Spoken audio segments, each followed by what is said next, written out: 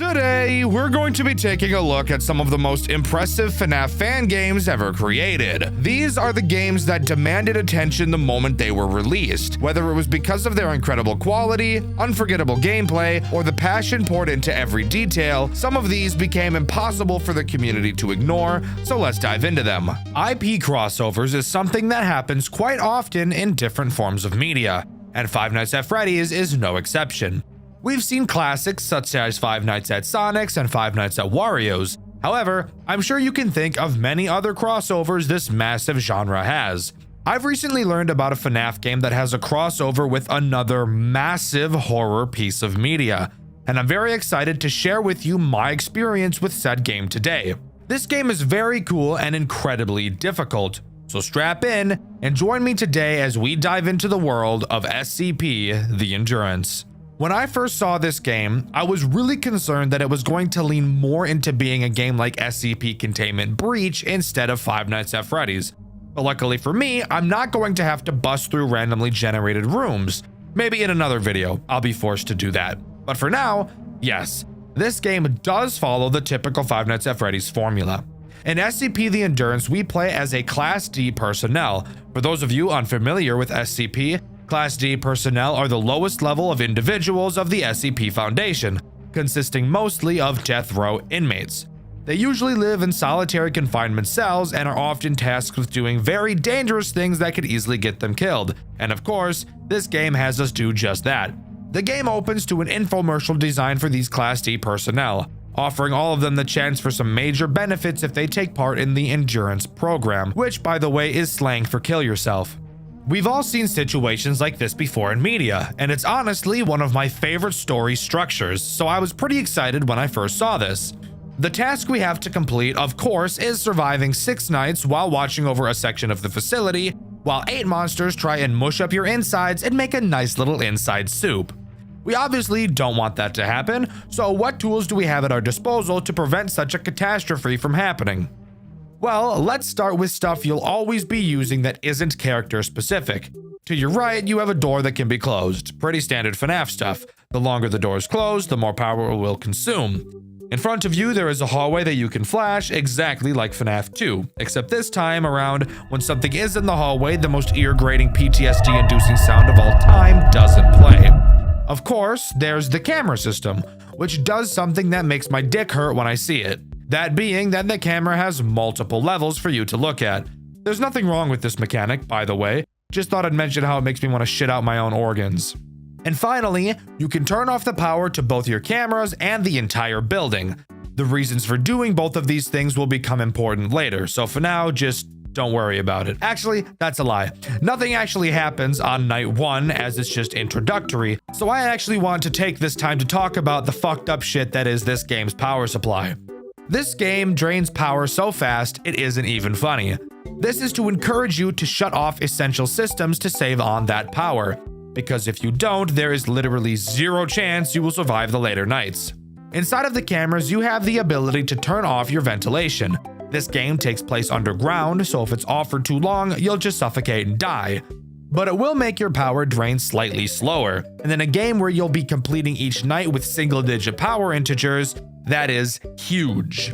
Obviously, that's also where shutting off your cameras comes into play, as that will also save some power for you. However, booting up the cameras does take about 3 seconds, and with how brutal this game gets with character speed on later nights, I promise you that 3 seconds is a lot of time to wait.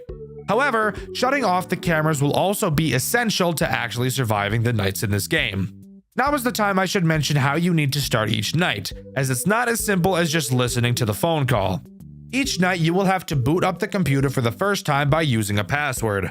This password is randomly generated each time you start up a night. So if you die on night 4, for example, when you retry night 4, the password will change yet again.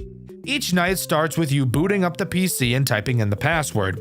I highly recommend that you Control A, Control C, and Control V the password at the start of the night as well, because if either you or something else shuts off the power to the facility and you have to turn it back on, you will have to re-enter this password. So being able to copy and paste it is obviously a big time saver. We also have access to an SCP library where we can learn and read about the SCPs that we'll be encountering. Most of these entries are mainly for lore reasons, and in all honesty, I don't have a lot of interest in diving into the behaviors of each character, as it's literally pretty much just a wiki page. So I probably won't be doing that much in this video. I'm imagining most of you who are watching my channel frequently also probably know at least a little bit about SCPs anyways. Again, as I said, Night 1 doesn't actually have any threats. You just get taught by the phone guy, Ronald, how to do everything you need to do, and that's about it. But now we can hop into Night 2. And holy shit, this game goes from 0 to 80 really fucking fast. Night 2 introduces 5 characters. That is over half the fucking roster on Night 2. I'm going to start with the easiest characters and work my way to the hardest. Strap in because this is going to get interesting. By far, the easiest character to deal with in my opinion is SCP-860-2, who I will just be referring to as SCP-860. 860 is the only character that uses your door. It will appear outside of the door far away in the trees. Which, by the way, side note, I don't really know why there are trees outside of this door. We are underground, but whatever. Throughout the night, it will approach your door until it is right up next to it. When it is, all you have to do is close the door and wait to hear it run away. If this door is closed for too long, the power to the building will be shut off and you will have to completely reboot, re-entering the password to the computer and all. I believe this is the easiest character simply because of how infrequently he attacks in comparison to the other characters. You may see him 5 or 6 times a night, which is a godsend compared to some of the other assholes we'll be talking about in a bit. The next easiest character, in my opinion, is SCP-066. 066 is just a giant pile of meat with some eyeballs. 066 by itself will not actually be able to end your runs. Instead, it cosplays as Satan. It will attack from the vent on your ceiling. At random times, you may see the vent on your ceiling open up. When you see this, you will have to simply click the vent to close it, and that's all. If you leave it open for too long, 066 will drop into your office and stay there for the rest of the night. While there, it will slowly increase the AI values of all of the other characters, which, by the way, has the chance to increase their AI values over the max 20, which, yes, will still make them harder. It also has the random chance to play sounds at 140 decibels, so just like, really don't let him into your office. You may be wondering why I've chosen to call 066 more difficult than 860, despite the fact that all you have to do is mindlessly click when you hear a noise. Well, that's because 066 is probably the fastest character in the entire game. On later nights, you will have less than 2 seconds to react and close the vent. And of course, it itself doesn't kill you. The ramping AI of the other characters probably will. Of course, that's unless you're Frogger and beat the 820 mode with 066 in the office the entire night. That guy's a madman. Next, we'll talk about SCP-096, arguably one of the most popular SCPs of all time. SCP-096 has the chance to spawn literally anywhere in the entire building, whether that be on any of the cameras or even directly in your office. Wherever it happens to be, all you have to do is stop looking at it. If it's in your office, flip up and down the camera quickly. If it's in the camera, either switch cameras or pull the camera down. While yes, 096 is not a problem by itself, it's in combination with how hectic and stressful the rest of the game gets, which is the reason I think 096 is as annoying and difficult as it is. SCP-106 is the next degenerate I'd like to talk about. This is the pocket dimension asshole, by the way, if you were curious. Occasionally, you will both hear and see 106 in your office. When you do, you'll have to put on the mask. Oh yeah, you have a mask, by the way. I know I forgot to mention that. I just wanted to keep you on your toes. And I totally didn't just forget it existed until I started talking about 106. So shut up. If you don't put the mask on fast enough, it appears one of 2 things could happen, I think. Maybe it's every time, but I've seen this not happen to some people on deaths to 106 multiple times. When you become caught by 106, it has a chance to teleport you to a pocket dimension. We're in the fucking guy that we're in the guy that does fucking genjutsu, aren't we? Oh my. What the fuck? What? Yo! This is sick as fuck. Oh, he dead. Oh, he dead. Where the game is put into a 3D environment where you have to complete some parkour across some rocks to escape. If you do manage to escape, then congrats, you get to continue the night. But of course, chances are you'll have spent too long in the pocket dimension that you'll probably die upon coming back. This pocket dimension also has some interesting secrets by itself, but I'll be talking about that a bit later in the video. Sitting there doing nothing in the mask is obviously not something you're going to want to be doing while being ass pounded by 7 other characters. So that puts 106 pretty high up on the difficulty chart in my eyes. SCP-173 is by far the most grueling and annoying character in this entire game. He acts as this game's main reason for using the cameras, which also really sucks because in most cases you'd prefer to have your cameras off just because of how horrifically quickly the power drains. 173 will slowly move throughout the building until it gets to your vent. You may notice to your left a giant vent is open on the wall. Yeah, if he gets there, you're dead. So, how do you stop him? Well, by staring at him on the cameras, of course. 173 has this super awesome and totally not penis-tearing attribute where it will never move backwards and only forwards. So you really have to make sure you have your eyes on this thing the entire night. However, I should mention that once 173 gets to your office, that it's not an immediate game over. Oh, hey, I'm not blinking. I am not blinking and I'm looking right at you. Looking right at you. There's actually 2 phases it will have to get through before it can slither inside of you like one of those parasites that will swim up your urethra if you piss in a gross lake. I don't know. In true 173 fashion, if you're looking at him, he won't move. But if you open the cameras, turn to the side to deal with 860 and the door, or anything else that blocks your view of 173, it will move through its phases before blowing up your anus. Again, 173 is easily the most difficult character throughout this entire game, only being rivaled by one other asshole who we'll talk about later. But for now, if you can deal with all of that bullshit combined, you will successfully beat Night 2. Yeah?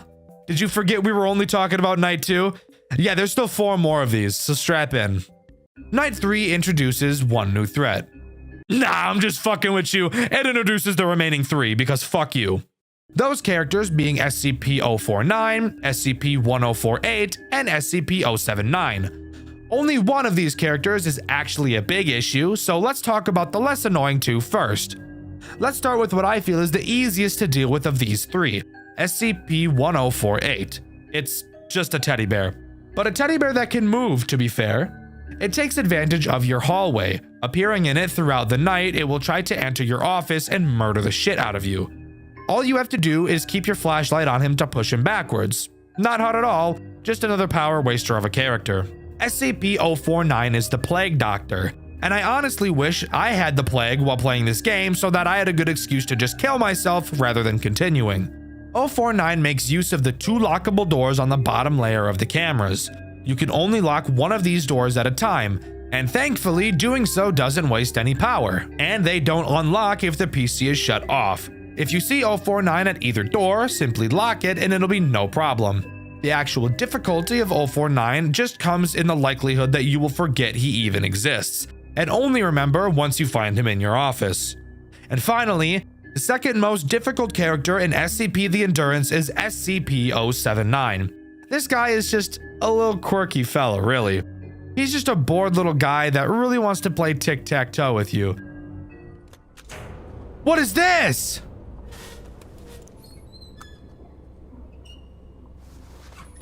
What is that? Yes, I'm serious. There is a special panel to the left of your office. Throughout the night, 079 will play games of tic-tac-toe with you. Now, you may be a little inclined to completely pummel this stupid fucking computer's ass while playing this game with it. But I would actually advise against that, as if you lose too many games or win too many games against it, it'll get pissed off and start fucking with your lights and doors, which will probably end up leading to a death. So it's actually the best practice to just constantly draw against 079 every time you play. And there you have it.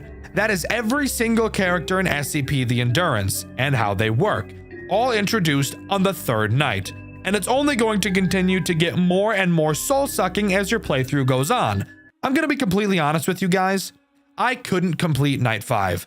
I put in a lot of attempts, but as I've mentioned multiple times in the past, I'm very bad at FNAF games, and I just couldn't beat it.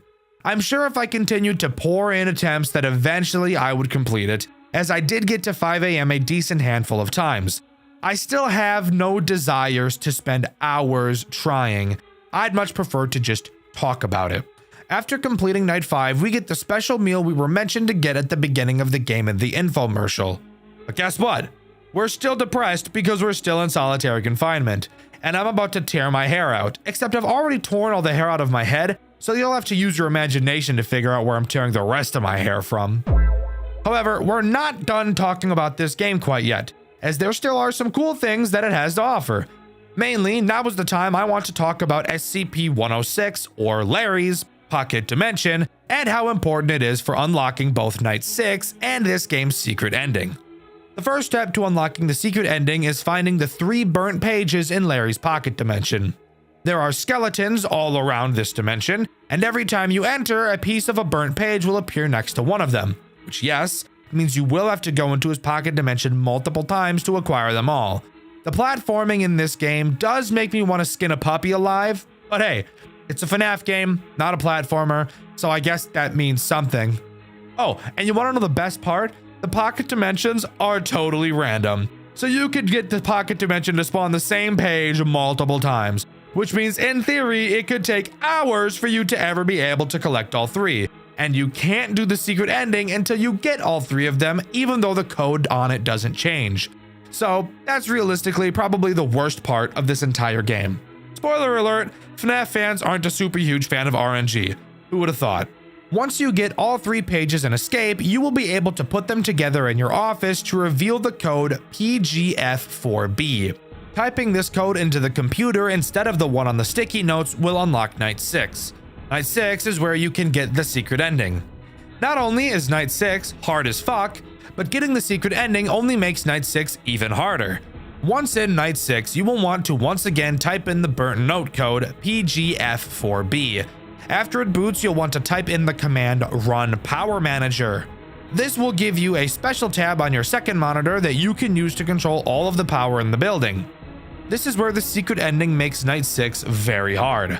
Obviously, Night 6 by itself is already difficult, having several threats to keep track of and having to react very quickly to all of them. However, the additional tasks this secret ending requires only serves to add more confusion and stress to your plate. In this new Power Manager menu, you will be able to click through every room of every floor in the facility. It looks a lot more confusing than it really is. The only sections that matter are the rooms that contain the elevators. You'll have to go to each elevator room and turn the power to each of them on by manually typing in codes. This section heavily reminds me of some of the tasks you're required to do in Banshee, another FNAF game I've covered on this channel. You should definitely watch that video after this one if you haven't already, by the way. This is the main reason I think this secret ending is so stressful. There is already so much bullshit happening at the same time that to add in precision typing on top of that really makes for a super tense experience. And while no, I never did it myself, I applaud anyone who was actually able to pull this insane shit off. After turning on the power to each elevator floor, our character will actually speak. It worked! I can finally get the hell out of here. Which is where I learned that we play as a female throughout this game. Not that that really matters, just something I wasn't expecting. We get a final cutscene of our inmate leaving the building, avoiding all the characters she'd been going up against thus far, and escaping the facility, only to find out that she was right in the sights of an SCP worker's gun. We never get to see if the bullet hits her, but we can only hope it didn't and that she was finally able to escape. But don't click off the video yet, you little piece of shit! I see you checking how much longer there is trying to fuck up my retention. Stop it! You stop it! Naughty! Anyways, I've still got something else I want to talk about in this game that I think is really cool. So, it's becoming more and more common for FNAF games to integrate Game Jolt achievements. I think that's awesome. I think achievement hunting is super cool. But something I notice about a lot of these FNAF game achievements is that they're boring. Oh, beat night 1, beat night 5, beat night 6, beat all 20 mode. Stuff you would imagine people are already doing, which I feel makes them not feel like achievements a lot of the time. SCP The Endurance also has these achievements, except I've noticed that it also has a lot of super fun ones. So I'd like to dedicate this section to talking about those achievements. The first achievement I want to mention is called Seriously How. It can be achieved by dying on night 1. You may be wondering how that's even possible, considering there are no characters active and you have unlimited power. Well, there still is one way to kill yourself during night 1, and that's by turning off the ventilation and suffocating yourself. If you do that, ta-da! You've got yourself an achievement. It's a goofy one, yes, but I still think it's pretty cool. The next achievement I want to mention is called There You Are. This achievement can be obtained by allowing SCP-1048 to completely enter your office. Once he does, if you spam click his nose enough, you'll get this achievement. Yes, quite a few of these are pretty silly by the way, but that's why I like them. The next achievement is called Oh Whoa, What's This? Hey, shut up. I just told you they were silly. This one can be achieved by simply using the command commands or help in the terminal. You're a femboy, aren't you? Don't lie. I said oh whoa and I saw your little stupid ass fucking light up, freak. The next interesting achievement is called One Step Forward, Two Steps Back, and can be achieved by collecting one of the burnt notes in 106's pocket dimension and proceeding to fall out of the world and die. Interesting that they chose to call that an achievement, considering you didn't actually achieve anything at all. There are also 2 achievements that can be incredibly difficult to achieve. The first of which is called Catch Me If You Can. You get this achievement by surviving the night after aggroing SCP-096, which isn't necessarily too hard if you aggro him right at the end of the night, but you also have to hope that you can find him right at the end of the night. The other, much more difficult achievement is Staring Contest. This one is ass, I can't even lie to you. You have to let SCP-173 into your office for at least 1 entire hour of the night, so 1 minute real time. This is disgusting, because you literally can't look away from him. And not looking away from him for a minute will require a good deal of luck to not get butt banged.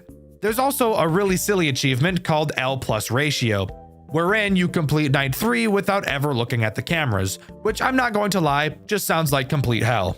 And finally, the last achievement in the game, which I would actually say is worthy of getting a trophy, is called My Goals Are Beyond Your Understanding, which is achieved on night 6 if you turn off every single light in the power manager, then shut off literally everything in the office that you can, leaving you completely vulnerable in literally every way possible.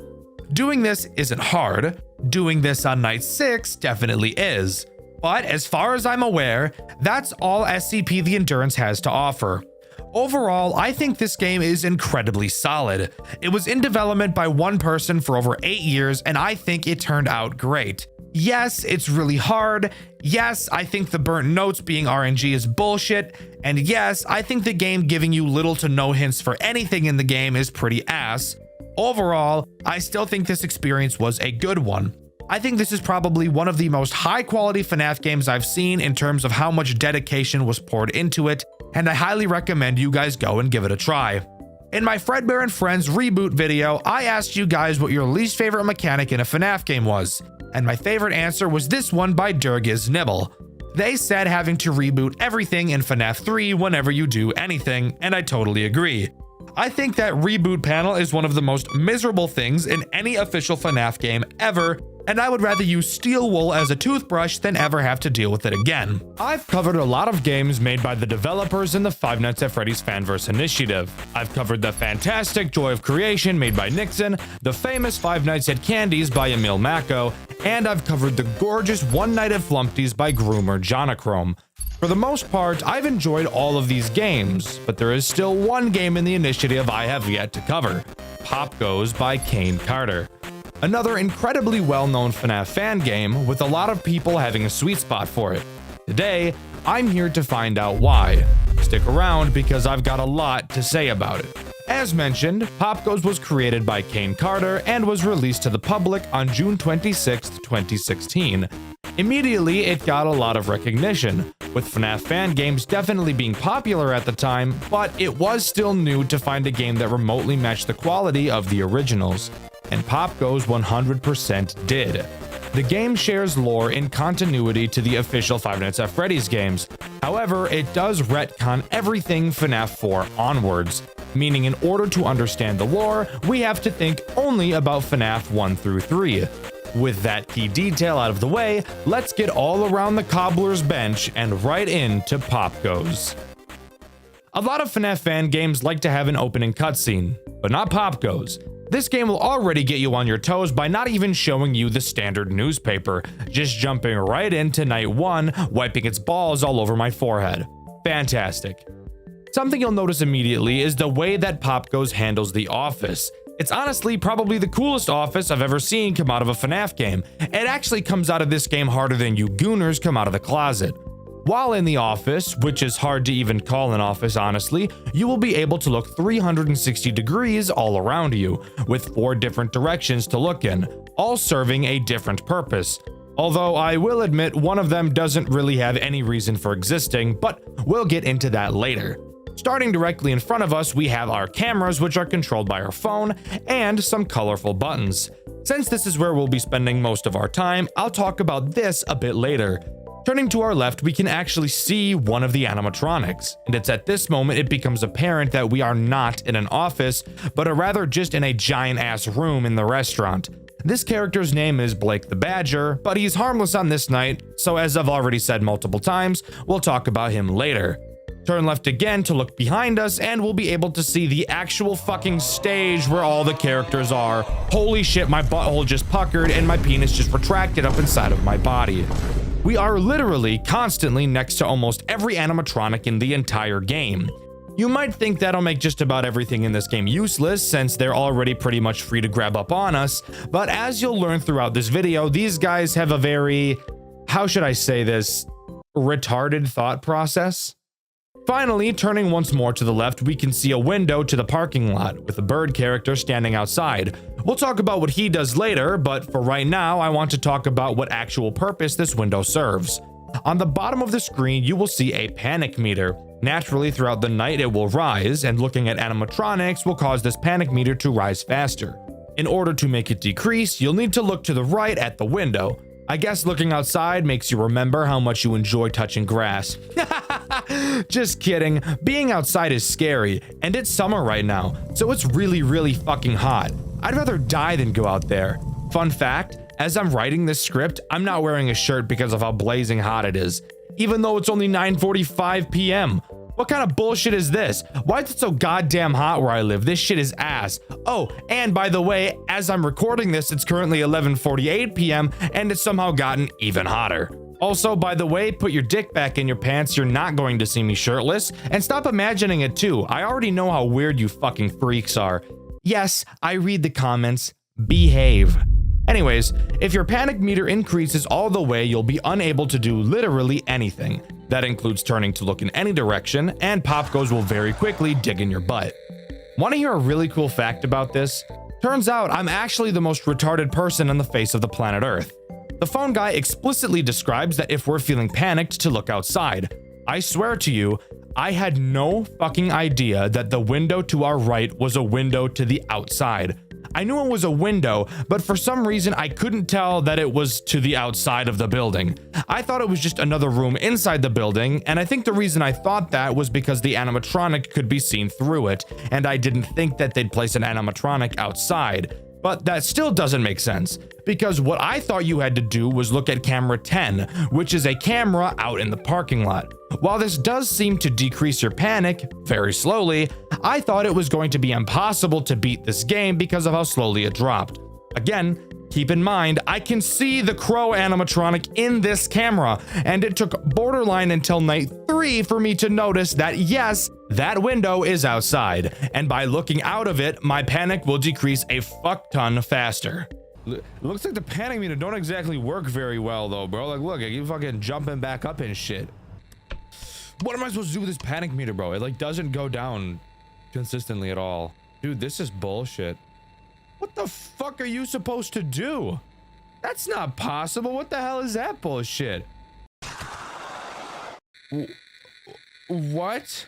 What's the point of turning except to see? Like, what's the point of this? Like this area. Wait, that's the... Oh! I'm retarded. This is the fucking parking lot. He means literally... Guys, I'm actually fucking retarded. Holy shit, guys. I'm a fucking idiot. Oh my god. That has to be actually the fucking stupidest thing I've ever done in my whole life. So, with that out of the way, let's talk about our camera system. Looking at it at a first glance may seem a bit intimidating, but this game actually does a fantastic job at slowly introducing new mechanics. It's actually probably better at this than any other FNAF game I've ever played before. Let's just focus on what needs to be focused on during night 1 and ignore everything else until it becomes relevant. Obviously, you can switch through the cameras like any FNAF game, and the cameras in this game use no power. In fact, this game doesn't even have power to begin with, which I think is something we can all appreciate. The only other thing on the cameras we need to worry about is the room shutdown button. This button does exactly what you think it does, temporarily shuts down the power to a specific room. You'll notice you can only use this button on cameras that have this weird device on them, and if you can't tell what this is, it's a 3D printer. Why are there 3D printers here? Well, canonically, I'm pretty sure it's because the kids that come to the restaurant can print out their own animatronics or something like that. I don't really know. I was more focused on the phone guy talking about his boring ass life. I wasn't really paying attention to the actual story of the game very much. Where these 3D printers come into play during gameplay is when we talk about our boy, Pop Goes the Weasel. Yes, we are actually introducing the main character of the game on night 1, something quite a few FNAF games don't like to do until later nights. Pop Goes will leave his stage and head towards any room with a 3D printer, which by the way you can actually turn around and watch him leave via walking through the very room you're sitting in. Remember how I said the characters in this game make some pretty retarded decisions? Yeah, this is one of them. If Pop Goes' goal is to kill me, why doesn't he just do it? He's literally directly behind me. It would not be hard at all. In fact, the only time he does kill you is when your panic meter gets too high. So if he doesn't kill you himself, how is he a threat? Great question, and one I'm going to answer because no shit, it'd be a pretty shitty review if I didn't explain anything. Once Pop Goes enters a room with a 3D printer, he will attempt to print out a piece of a character called the Black Rabbit. It's literally just Shadow Bonnie from Five Nights at Freddy's 2. In order to stop him, you will have to shut down the room he's in before he prints it. This will make the printer turn off and will make him leave to go find another one. After a few seconds, the power to the room will automatically come back on, so you don't have to worry about losing sight of the room forever. Pop Goes is completely relentless.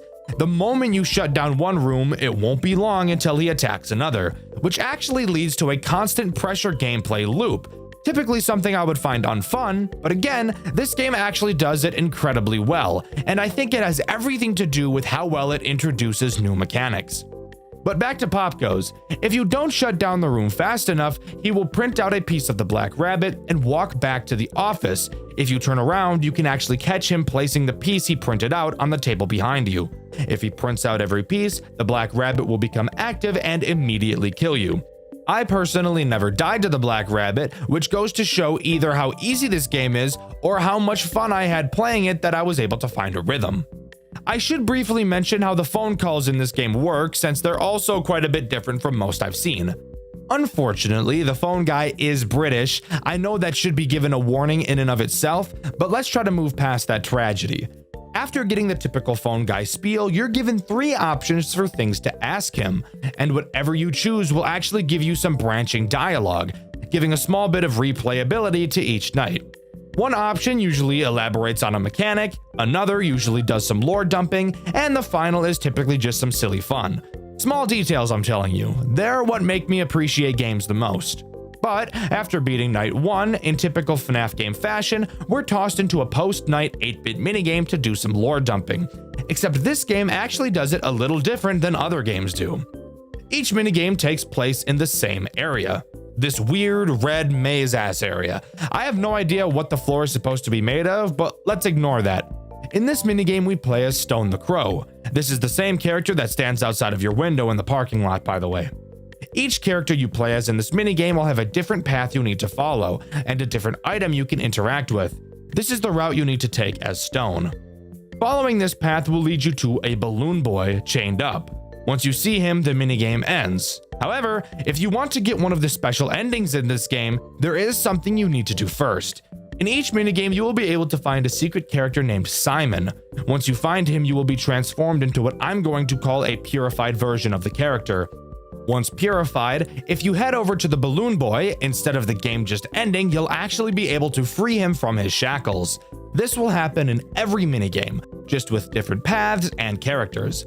Additionally, if you interact with Balloon Boy's hat before you reach his room, a short cutscene will play. And by cutscene, I mean a single fucking drawing. But hey, that's cool, I suppose. As far as I'm aware, looking at these drawings doesn't aid in getting you a special ending, just some fun extra lore to find. Night 2 introduces 2 new characters, except they both do the exact same thing at the exact same time in the exact same way, so they're basically only one character. Those characters being Saffron and Sarah the Squirrels, aka this game's gooning material. Get your Jergens out, or just use your hand if you have foreskin because your parents don't love you. Saffron and Sarah, like Pop Goes, can be seen on stage directly behind you. They too would prefer to do something incredibly complicated and retarded rather than just blow your back out from behind like any normal attacker would do in this situation. They introduce a new mechanic, your vents. As I'm sure you could guess from me saying that, these two travel through your vents in an attempt to drop down on you and sit on your face, which is exactly why I never stopped them. Anyways, you can toggle your vent camera on a majority of cameras around the building. Think of the map as a big roundabout these two have to go around. They start in camera 8, then go to 6, then 3, then 1, then 2, then 5, then 7, and finally arrive at your office. So you have plenty of time to stop them. But be warned, once they travel into a new vent, they will never go back under any circumstance. So really make sure you stay on top of them. Personally, I'm into femdoms, so I prefer to be on the bottom of them, but that's really not important. When you spot them in your vents, you must turn on your vent heater, which will cause lasers of all things to shoot down in the vent, blocking their path. The phone guy tells you that these lasers will stay on for 1 minute, except this game has a crazy twist, and the twist is that he fucking lied. The lasers actually only stay on for 9 seconds. Not 10, 9. Fuck me, I didn't want to see a nice round number anyways. Don't fret, you don't actually have to keep track and count in your head, as on your cameras a heat symbol will appear whenever your lasers are active, meaning that as long as you know how to use your eyes, you'll always be able to tell whether or not your lasers are on without constantly having to toggle vent to check. Kane could have easily not put this heat symbol in the game, and without changing any mechanics, it would have made it a fuckload more difficult. But Kane cares about video game balancing, and I really respect him for that. If the squirrels get all the way through the vent, they will appear in the vent directly above your head. If you look up, you'll be able to see them peeking down at you. Much like Pop Goes, these girls actually never attack you. Instead, what they do is snatch up your phone like a frat boy snatches up Easy Cooter. Obviously, without your phone, you won't be able to switch cameras, meaning Pop Goes will be free to build up the black rabbit and you'll be done for. However, it's much more likely that your rapidly climbing panic meter will get you killed first. Anyways, on to the post-night minigame. This time we play as Saffron and we're tasked with finding Toy Freddy. Very similar to last night, we can find Simon, become purified, and free Toy Freddy from his shackles. Oh yeah, and additionally can view another picture with some loud-ass music playing as well. Lore or something! Also, by the way, here's the path you need to take. Night 3 introduces one new threat, Blake the Badger. However, I first want to talk about a threat I haven't mentioned thus far, Stone the Crow. He actually has 2 different attacks, one that becomes active early in the game and one that doesn't become active until a later night. Both of his attacks are actually the most threatening and annoying out of any character in the entire game. Crazy how one character can have multiple ass-erupting problems that I hate. His early attack has him just be an annoying prick. He will occasionally appear on your cameras and block your entire view. This prevents you from seeing Pop Goes, which is obviously not great. But if that wasn't enough, when you look at him, your panic meter actually increases way faster than normal. And want to know the coolest part? The higher your panic, the more commonly he appears on your cameras. That's a fucking wombo combo if I've ever seen one before. Holy shit. Leave my poor anus alone. It's had enough. In order to make him stop appearing on the cameras, you obviously have to lower your panic. Ironically, by staring at him out in the parking lot. Let's just pretend like that makes sense. Anyways, now I can talk about Blake the Badger, a character who is literally just fun. As I mentioned previously, Blake can be seen directly to your left. This, by the way, is the direction that is pretty much useless to look in. Along with seeing Blake, you can also see the door to the server room in this direction. If you look this way long enough, you'll see Blake walk into this server room. You can view the server room on your cameras where you can see Blake present. This camera is one of the reasons why watching him move real time doesn't matter, because you'll be checking the cameras consistently anyways. Blake has you play Simon Says. Hey, Simon! Like the guy in the mini games. I wonder if that's a coincidence. Once Blake is in the server room, he will set the monitor inside to a certain color. On your desk, you will see 5 different buttons, each with a differently colored circle on them. What you need to do is click the circle that's the same color as the monitor in the server room, and then press the Blake button next to your monitor to call him over so we can check if you chose correctly. When you call him, by the way, he will literally come right up to you. If you turn to the left, you will see him staring right at you, which kind of startled me the first time I saw it. If you got the colors right, he won't attack you and will go back to minding his own business. Get it wrong and you're obviously fucked. Want to hear another reason why looking to the left is not worth it? Well, if Blake happens to be there because he's checking on your color, if you look at him, your panic meter will increase drastically. So there is literally never a good reason to look to your left, ever, so just don't. Night 3's post-night minigame has you play as Sarah. I'm sure you can already guess what you need to do. Find Simon, become fearified, and find my wife Toy Chica and free her from her shackles, and then let her use those shackles on me so she can have her way with me. But let's leave Chica and I alone while you guys move on to Night 4. Oh yeah, and here's the path. Night 4's new threat is Stone the Crow. While yes, I've already established his camera blocking threat, that's not the only threat he has, as I've already mentioned. This is the night where his much more annoying problem arises. If you are to look out of the window for too long, Stone will turn his head towards you and, I'm not joking, make the most ear-piercing, skull-fucking degrading screech I've ever heard in my entire life. I'm not lying. It's actually the loudest noise in the whole game, and it scared the fuck out of me every single time I heard it. Oh, for fuck. My goddamn ears, bro. When he turns his head at you, your panic meter will increase faster than anything else that causes it to increase. Like, I'm talking fast as fuck. Usain Bolt type shit. Obviously, turning away will cause him to stop staring, and you'll be able to look at him again to decrease your panic that he so rudely increased. This does bring up an interesting dilemma and will force you to come up with a new strategy when playing. You know that looking out the window for too long will cause him to look at you, but you also need to keep your panic empty so he doesn't appear on the cameras. So you need to figure out a proper way to both deal with Popgoes, the squirrels, and Blake, while also looking out of the window frequently enough to not cause Stone to look at you, while also keeping your panic meter completely empty so he doesn't appear on the cameras. Because once your pattern breaks, it will be very difficult and stressful to get yourself back on track. Night 4's post-night minigame has you play as Blake. Here's the path you have to follow to get to Mangle, but remember to find Simon and purify yourself first. I'll never understand the attraction some people have to Mangle. I don't even see how sex with her would be fun. She's a fucked up mess of wires. Even if you could figure out how to get it done, you'd borderline have to be a contortionist in order to not get yourself injured while doing the deed. Anyways, on to Night 5. Night 5 doesn't introduce any new threat, just being a harder version of Night 4, so I'll use this time to talk about Simon and how he appears in the nights. That's right, Simon himself does appear in each night, however, I never saw him throughout my playthrough, which you can find on my second channel, Dxtr Black, and that's because of how specific finding him is. Each night he will appear in a certain room at a certain time, only for a few seconds, which is why I never saw him. When you find him, you will need to click on one of your Simon Says buttons that corresponds to the color of his eyes. When you do, he will say something to you. I guess it being Simon Says wasn't a coincidence after all. On Night 1, he will appear in the arcade's vent camera at the 526th second of the night. That's right, it's actually that specific. His eye color will be red and he will say the following. Simon Says.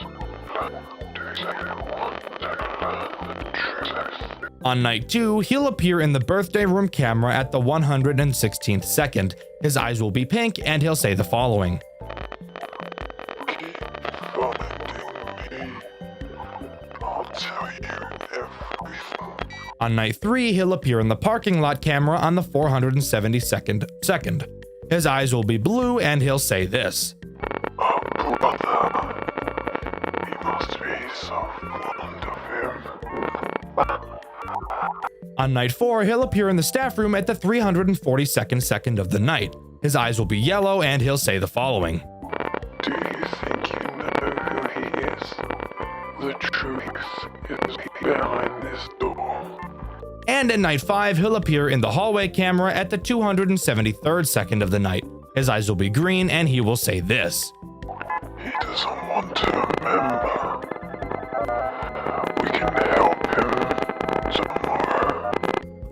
all a pretty cool bit of extra lore in a very fun and interactive way. Again, I'm in love with little details like this. Also, here's another fun fact. If you stare at Simon's screen in the extras menu for too long, your game will crash, so that's pretty cool. Anyways, onto the post-night minigame. Here you play as Pop Goes. Here's the path you have to take to find the worst FNAF character ever designed, Toy Bonnie. And as always, don't forget to find Simon and purify yourself. God, I fucking hate Toy Bonnie. He's the main reason why Five Nights at Freddy's 2 sucks as much dick and balls as it does. I know people have found a way to make 1020 mode not random, but fuck you. He's still a bag of dicks. Night 6 once again adds no new threats, just being the hardest non-custom night in the entire game, really amping up the game's difficulty.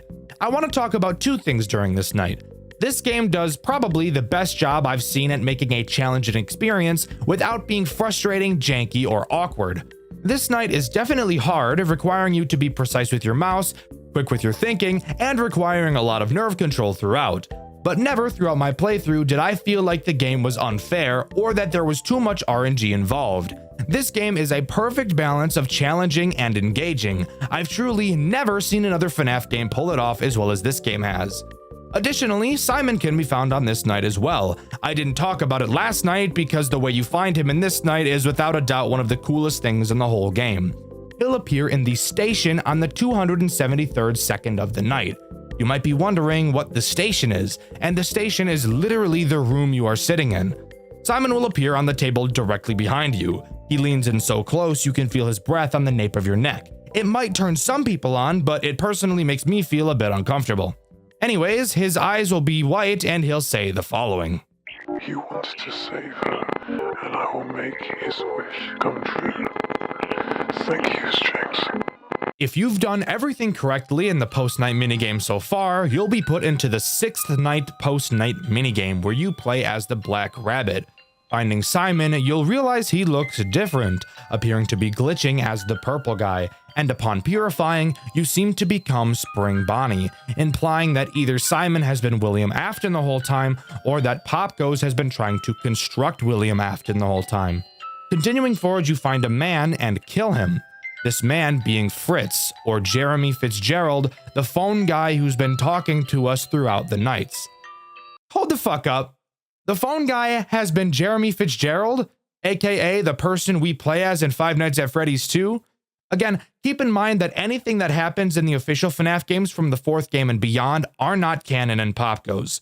Throughout the game, Fritz talks about an accident he had at Freddy's, never going into specific detail as to what it was. I'm going to take a guess he was either the Bite of 87 victim or the Bite of 83 victim, since he also mentioned that he used to work for Freddy's. You might think that it can't be the Bite of 87 because we already know that that was a child, and Fritz mentions that the accident happened when he was a teenager. But again, remember that we learned it was a child in Five Nights at Freddy's 4, which isn't canon to this game, so it could be up in the air. If you have a better idea, or you know I'm wrong as fuck, let me know in the comments. I love reading your guys' corrections. During the last night of this game, Fritz asks us a question. Would we forgive someone who did something terrible, given that we've known the person for a long time? Then, instead of getting to ask him a question at the end of the call like every other night, we're instead only given the option of selecting yes or no, with no response given after our answer. I'm going to assume that this hypothetical question is about William Afton after he did what he did to the children. Fritz mentions earlier in the call that he feels like William probably had a good reason to do what he did. Fritz knew William and didn't want to believe he killed the kids with no good reason. I think he asks us that question in an attempt to make himself not feel so alone in wanting to forgive him. After killing Fritz in the final minigame, one last cutscene plays out. We're back in our office and we watch as Simon approaches us and stares deep into our eyes, making us fall in love. No, I'm kidding. I mean, he does stare at us, but I highly doubt it's for that reason. And with that, we get the grave ending. As far as I'm aware, this game's version of a true ending. And that's where Pop Goes comes to a close. Overall, I actually love this game. Originally going into it, I was nervous that this video was going to be another hit piece like Jolly, but I was actually very pleasantly surprised when it turned out to be a very enjoyable experience. I truly think that this game has the best difficulty balancing of any FNAF game I've ever played. Each mechanic feels solid and has great synergy with every other mechanic, without having the game feel unfair and overwhelming while still providing a satisfying challenge. The story isn't too convoluted, and there's not a lot of garbage hoops to jump through to be able to experience it, which for someone like me, who dreads learning the lore in games, can really appreciate. Because of all of these reasons, I'm placing Pop Goes in my top 10 favorite FNAF games of all time. I honestly really enjoyed my time with this game, and I highly recommend all of you give it a try. You won't regret it. Also, I'm aware that Pop Goes is getting a remake, and I'm incredibly excited to review that when it comes out. But what do you think? Do you agree with me? Or is Pop Goes actually fucking doo-doo ass garbage and I have no idea what I'm talking about? Let me know in the comments below. As of writing this, my Jolly video hasn't come out, so I don't have a question to pull a favorite comment from, and I need to get this video to my editor. I have been very critical of Steel Wool ever since the release of Five Nights at Freddy's Security Breach. For those of you somehow unaware, Steel Wool is the company behind Security Breach and both of the FNAF VR games. Something interesting about that is that the VR games are very good and Security Breach is a dumpster fire. Why? Well, Steel Wool is a company that specializes in VR, and if you've never been on the internet before, Security Breach is not a VR game, which probably plays a part into why it's so utterly terrible. So, with Steel Wool announcing their new non-FNAF VR game, Secret of the Mimic, I had my standards so low to the ground it was in the Earth's core. I've recently played through the entire game on stream on my second channel, Dxtr Black. Upon completion, my conclusion was that the game was actually pretty good, and I ended up giving the game a 7 out of 10. Now pause! I beat the whole game in one 7-hour sitting, and if you were to have asked me 7 hours earlier if I would have given this game a 7 out of 10, I would have definitely said no. So, how did we get here? Why did I rate it this way? And the most important question of all, did Steel Wool learn from their mistakes in Security Breach? Let's begin with the opening of the game. We're in a Fazbear Entertainment van driving to a rundown factory that was previously owned by Edwin Murray, his costume factory, Murray's Costume Manor. We're told by the Fazbear Entertainment dispatcher over the phone that we have to go inside and retrieve a few things from one of our contractors, Edwin Murray. Upon entering the building, we're greeted to an opening show that's a little bit broken, probably because of how old and run down this building is. It is here where we learn two incredibly essential game mechanics. One, cranking a lever. This may seem stupid, but I promise you will be cranking levers in this game more than any other task, so really get used to it. And maybe learn that you need to crank the lever clockwise, not counterclockwise. I'll get to that a little bit later. The other major mechanic taught here is our door key. Think of this not really as a key, but more of a key card. On it, you'll see a display of 6 symbols. Each symbol acts as a different entry-level pass, and of course, at the beginning of the game, we only have the first. Next to many doors, there will be a keyhole with a glowing symbol that indicates which level of entry is required to open the door. Very simple mechanic. I'm sure I actually didn't even need to explain all that, but let's move on. Continuing into the next room, we get a great glance at one of my favorite parts of this game, the level of fear it initially invokes. There are several empty costumes throughout this giant building, and I mean several, like a shit ton, a fuckload. Not only are just seeing them around cool, but since the Mimic can enter any suit, and for a large majority of the game, the Mimic is the only actual threat to you, at any moment, any of the costumes you see could get up and begin to move. When I first heard of this mechanic before the game was released, I was actually really turned off to the idea, just from knowing how Steel Wool handled wandering animatronics in Security Breach. For those who don't know, in Security Breach, there are also several wandering animatronics that exist solely to piss me off. A lot of that game has you sneakily maneuvering around these characters as to not be seen. However, in Security Breach, Steel Wool had not figured out how to make good character AI whatsoever. The characters in Security Breach think much more like an AI than an actual real-life threat, which I guess technically makes sense, but it isn't actually fun as a gameplay experience. If getting chased by a character, you turn a corner and hide, the animatronic will more than likely be able to guess where you are and kill you. This is not fun. Imagine you're being chased by someone or something in real life. If you turn a corner and hide without them seeing where, the chances of them knowing where you are immediately are pretty much zero. This is why chases in Security Breach aren't fun. Another reason Security Breach characters fucking suck? Animatronic spawning habits. I stated that the characters wander around. However, I neglected to mention that they will always wander somewhere near the player. For example, if the animatronic is in one room and you move to a room that is a very far distance away from the room the animatronic is in, it obviously wouldn't be very fun from a gameplay standpoint to still have the animatronic wander in that first room. So, how do you fix this issue? Either A, have the animatronic begin walking towards the room the player entered and then continue to aimlessly wander from there. Or B, teleport the animatronic into the new room away from the player and then continue to wander. Security Breach decided that option C was even better. Why teleport the animatronic into the room and away from the player when we could instead spawn the animatronic directly fucking behind them? No, I'm not joking. In my stream of Security Breach, I actually stopped playing because of these two enormous gameplay problems.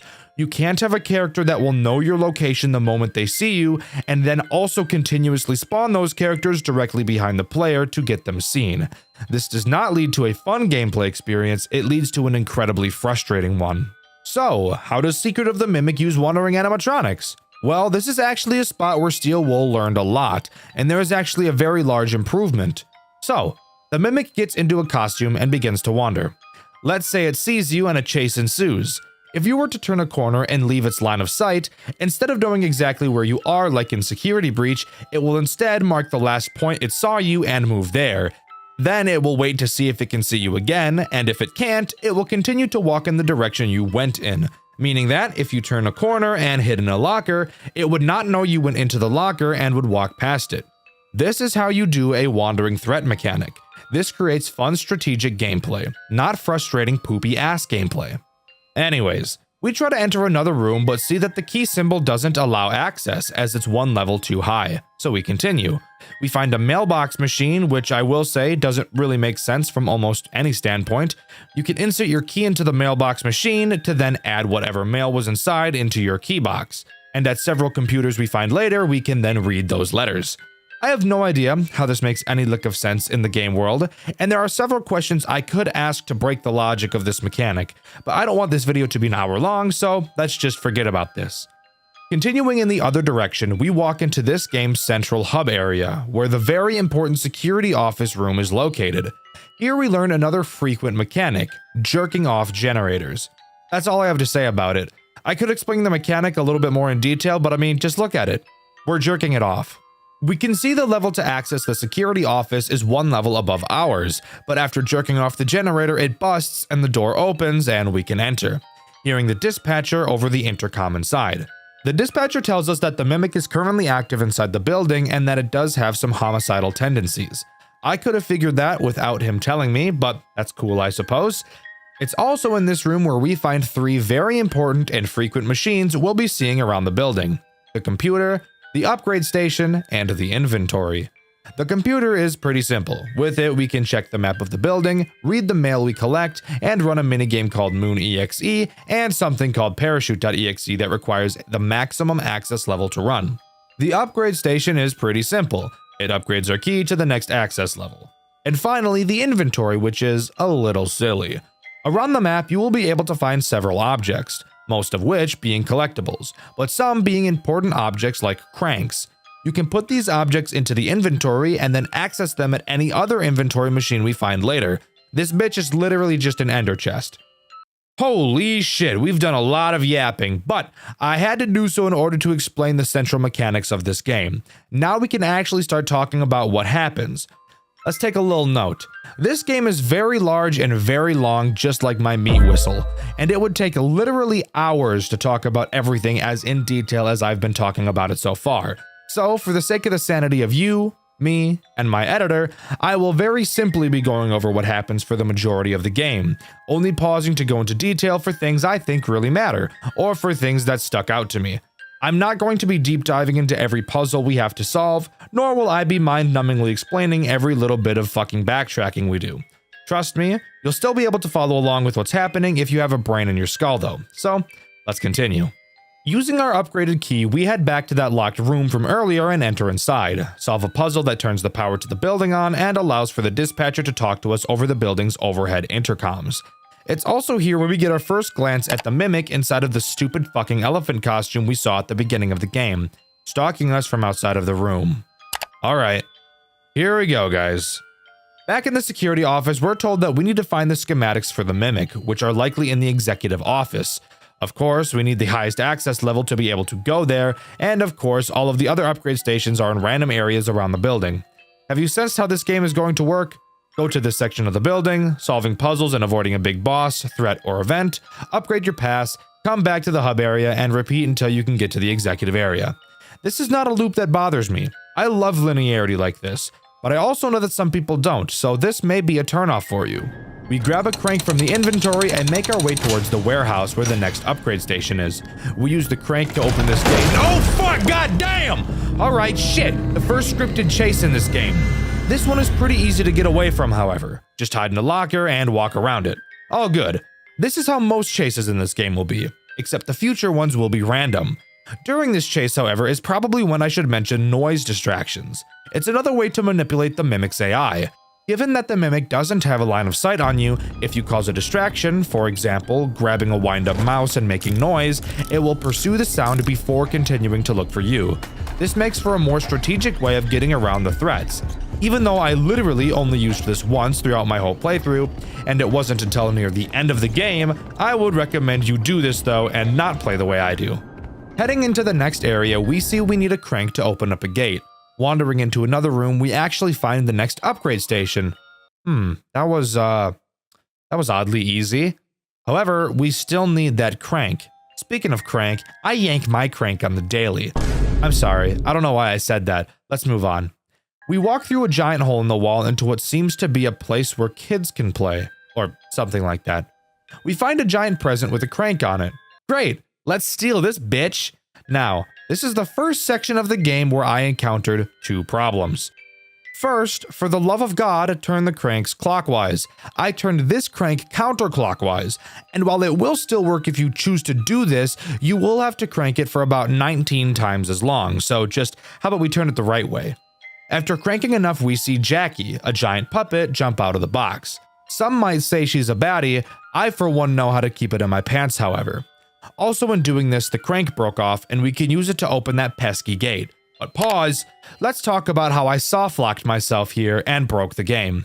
When I first saw that we needed a crank to open the gate, I had not yet found the Jack-in-the-Box room.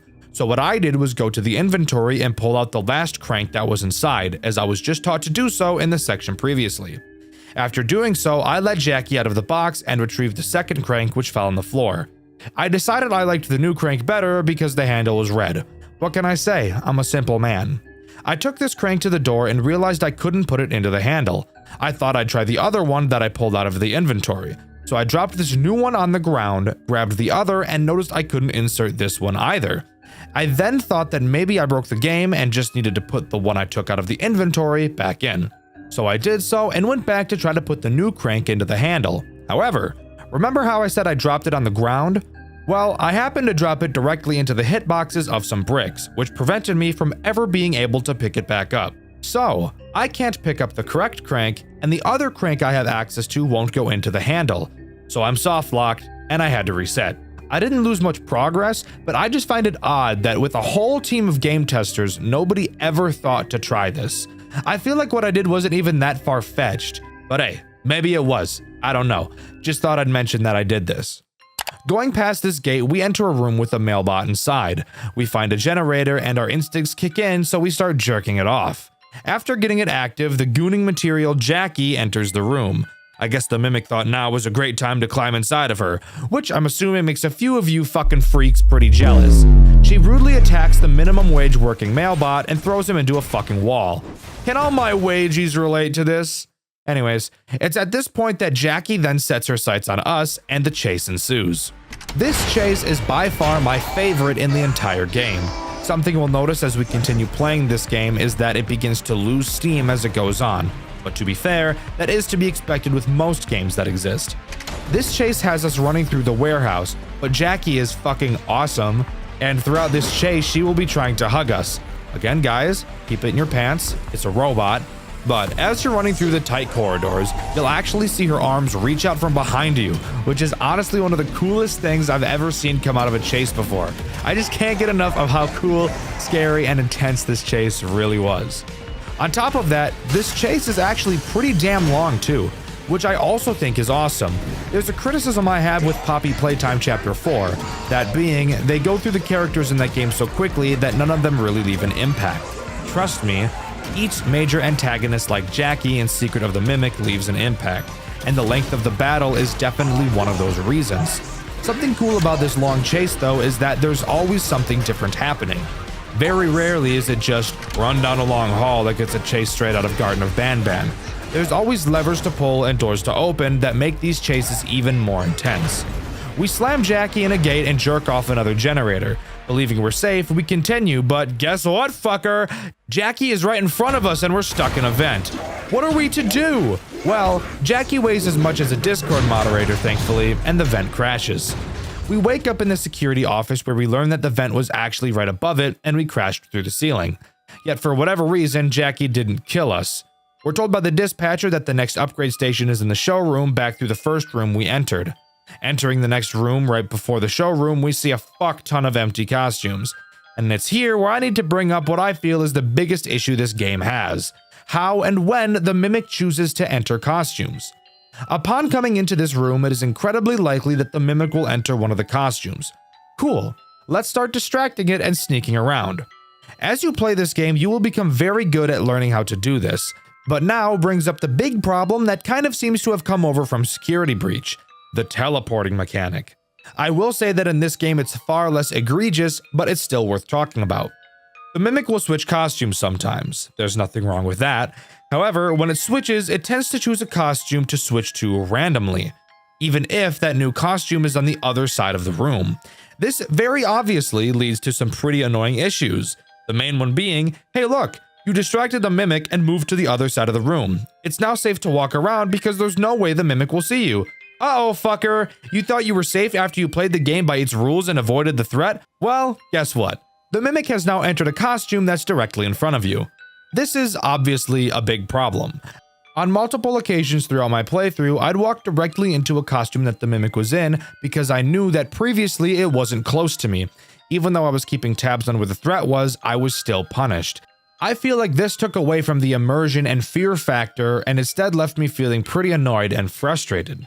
But continuing, we enter a room and find my favorite character in this entire game, a tiny little cleaning robot who's just sweeping the floor. There are several of these throughout the game, they're adorable and I love them dearly, and I chose to name all of them Rufus. So I will be calling them this throughout the rest of the video. Want to hear the best part about Rufus? You can literally pet him!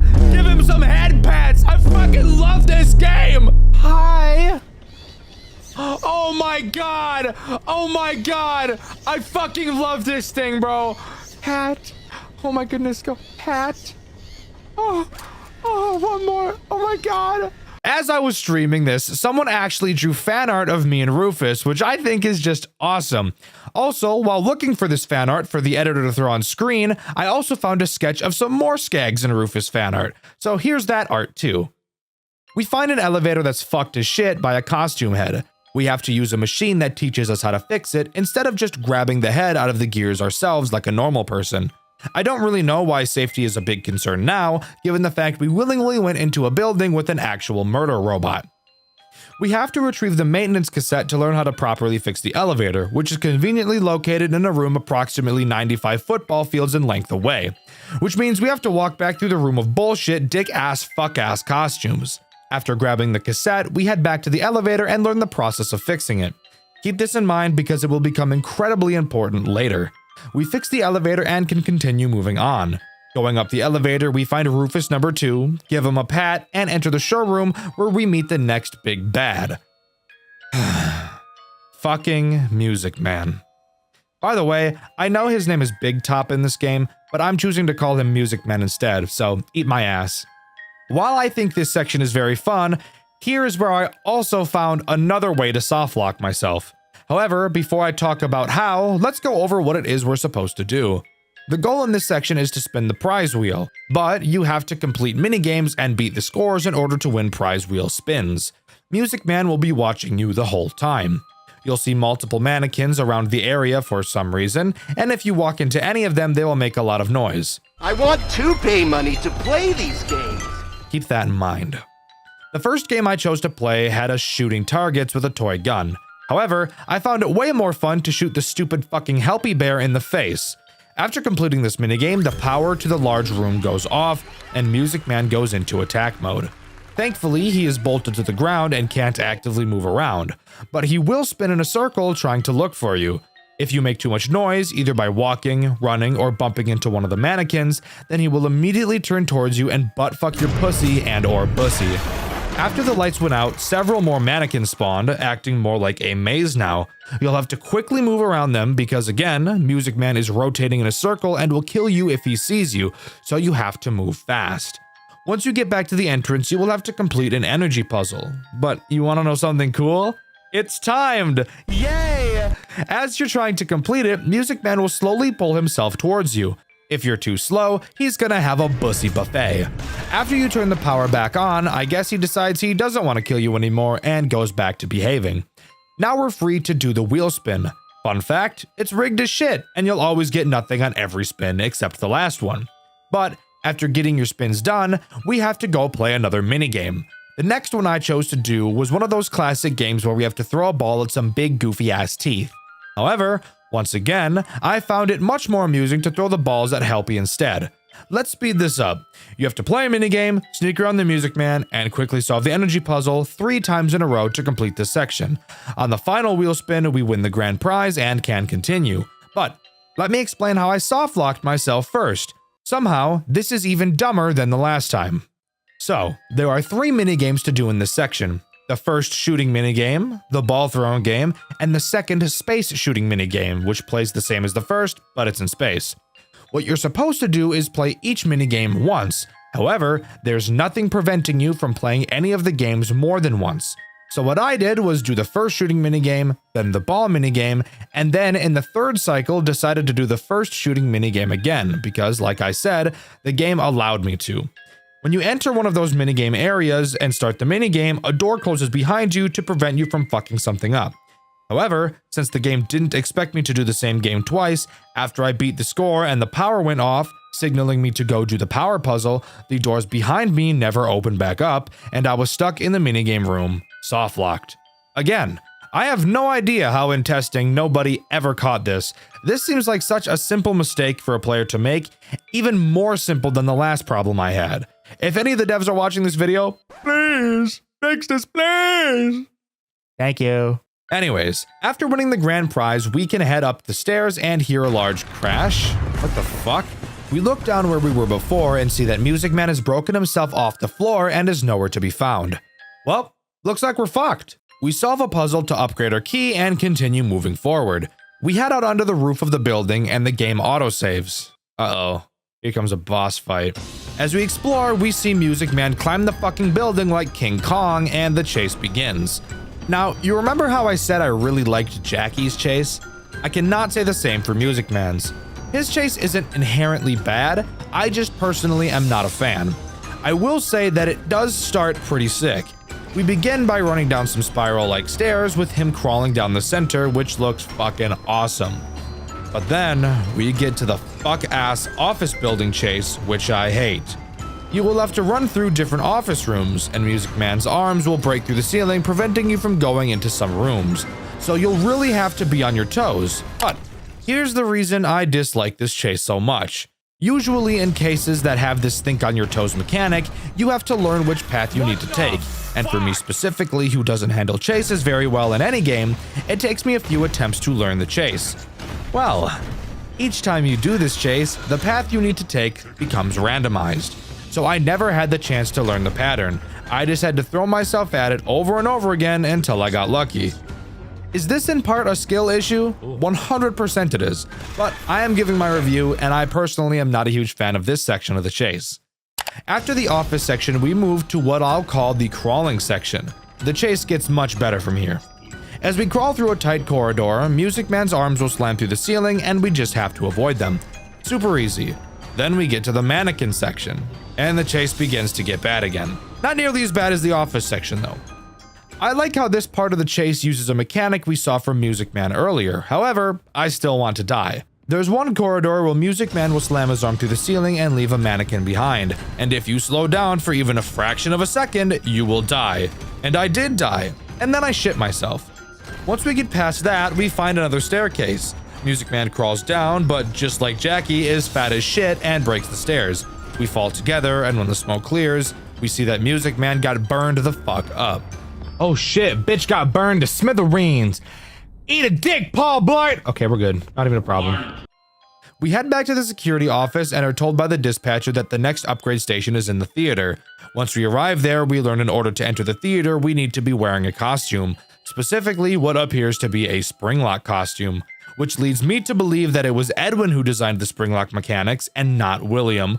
Lore! Anyways, it's not just as easy as hopping into the suit and going in. We first have to find all the limbs and the head, which are scattered around the area. Oh, also, in this room, we see Rufus number 3. Pet. Getting the pieces is not hard. Avoiding the mimic who teleports into a fuck ton of costumes kind of is. Collecting all the pieces probably took me 40 minutes, but if you're actually talented, you could probably do it in 10. Just know, it's not hard. But if you want to see me do it, you can see it in the VOD on my second channel, Dxtr Black. Hopping into the suit, we move on. While in this suit, the mimic will not be able to tell it's us, so we're completely safe. However, while in the suit, we won't be able to perform important tasks, so we'll have to hop out of the suit to do so, leaving us vulnerable. Our suit is also equipped with a gun, which is honestly just giving me way too much power. Anyways, we have to solve a power puzzle and move on to the next room where we need to ditch our suit for the time being. It's also here where we learn the point of this section of the building, to act as a place that will write stories and create shows for people. Who really gives a fuck about that though? Why give a shit when I can see a ghost-ass white tiger costume giggling like a schoolgirl? Yes, I'm serious. What the fuck is that?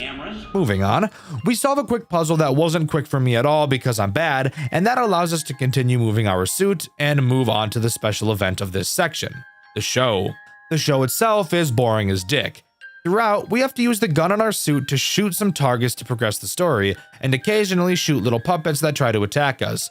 But here we learn something super interesting.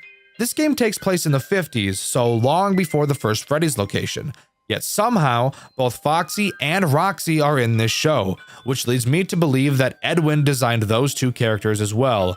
Lore! More lore! After completing the show, the ledge we're standing on breaks and we get fucked up. We wake up in a hospital area with a thick-ass nurse taking care of us. She believes that we're a robot because, no shit, we're sitting in a suit. She notices that there's a foreign object inside of us, and I tell her I have a foreign object that could be inside of her too. If you couldn't guess, Nurse Sweet Cheeks will be the boss of this section. While we move around, we see that she's stuck on a track, so great. Her movement is limited. Oh god damn it, she broke off the fucking track and is now free roaming. Fuck! Since the area we're in now in the building is a recycling center, in order to continue, we need to do some recycling. And of course, Nurse Boner Alert is roaming the whole time. This section isn't too hard, and I actually kind of liked it, even despite the fact it may seem like otherwise in the VOD on my second channel, Dxtr Black. Thankfully for us, I didn't softlock myself in this area this time. It's also in this area where we find the next upgrade station, and we're actually almost completely upgraded. After recycling all of the trash, the chase begins. This one is a bit different. It takes place on a conveyor belt that she's walking against. We have to shoot garbage out of some vents to fuck her ass up and push her into some lava. Wow, that was, actually surprisingly easy. I was concerned I was going to be stuck on this chase for an hour like I was with Music Man. Moving on with our brand spanking new upgrade, we begin to head back to the security office and oh, for fuck's sake, the lava didn't kill her! Of course the chase isn't over, you moron, that was way too fast. Before I talk about this chase, I want to mention how fucking awesome the music for it is. It's my favorite song in the whole soundtrack, and I'll make sure it's the background music for this section. You hear that, editor? It better be the fucking chase music in the background right now, or I'm gonna make the next video you edit be 3 hours long. Got it? Alright, good boy. The chase continues through the recycling center, with some fun sneaking sections mixed in too. But what I really want to talk about is the elevator section. What I assumed was the end of the chase is when we entered the elevator and escaped. The elevator breaks and we have to listen to Fiona, who we later find out is Edwin's wife, teach us how to fix it again. Remember how I said to remember the fixing section from earlier? This is why. After fixing the elevator, Nurse Hotbottom drops her fat ass cheeks on top of the elevator. And now we have to fix it again. But this time, we're against the clock for her pegging me. Yay! I'm so fucking excited to fix this elevator for the next half an hour. Yes, it actually took me that long. I'm so fucking terrible at playing games. In all reality, this section isn't hard. I'm actually just terrible. After we get the elevator fixed, it starts rising quickly.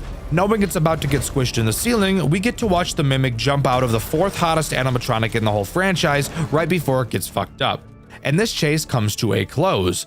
I think this chase so far is the weakest in the game, but I do think the reveal of what the Mimic actually looks like is pretty cool and adds some points to it though. We get back to the security office and the dispatcher tells us the next place we have to go is the admin wing, which is through the warehouse. Amazing. What's in the warehouse to blow my guts up like Nagasaki? Well, it's a fat, ugly, Chica looking ass bitch. Actually, I liked this section. It was simple, yet straightforward. The goal is to find 3 pieces to a power puzzle, then solve it and vacate the area. The pieces are scattered throughout the warehouse and the Chica ripoff is skating around trying to find you. Very simple, very fun, not much else to say about it. We head through the gate and move on to the next area, which contained a puzzle that gave me a terrible headache. I should note that throughout my playthrough, I decided that every time I died, I'd take a shot. And I died a lot. So having to think hard on a puzzle this deep into the game in my state took a lot out of me. But after a bunch of trial and error, we made it work and could continue. Oh wait, I forgot to mention that after you do this puzzle once and get to the other side of the room, then you have to do it again. I want to kill myself. Moving on to the next room, we see Carl the Cupcake? What the fuck? Did Edwin design that too? Well, whatever. When you get close to a Carl, they will make a fuck ton of noise. I'm betting you can guess where this is going. The next area has apparently not Ripoff Chica return, in a tight, cramped office area with a metric ass load of Carls around to ruin your day. I also want to mention that while playing this section, I got asked by someone in chat, quote, "If a femboy hit on you, would you fold?"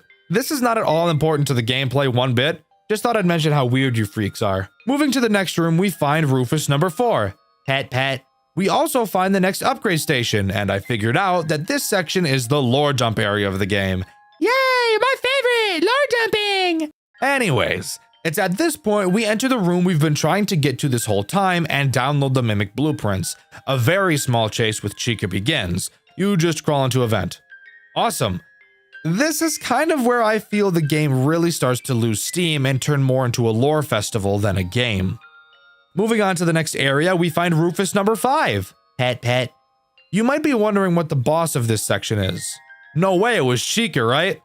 You're correct. It most certainly was not Chica. We head underground into the darkest room of all time and learn that the major fight of this section is against the stupid white tiger ghost costume we saw earlier. The tiger teleports around and can't go into the light. Lights around the dark room turn off and on, so you have to dash from one section to the other. At the end of the mad dash, there's a glowing star, which is probably important to the lore in some way.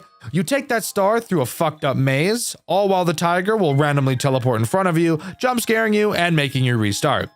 I'm not really the biggest fan of this section, I can't lie, so I'm gonna try to get through it as quickly as I can.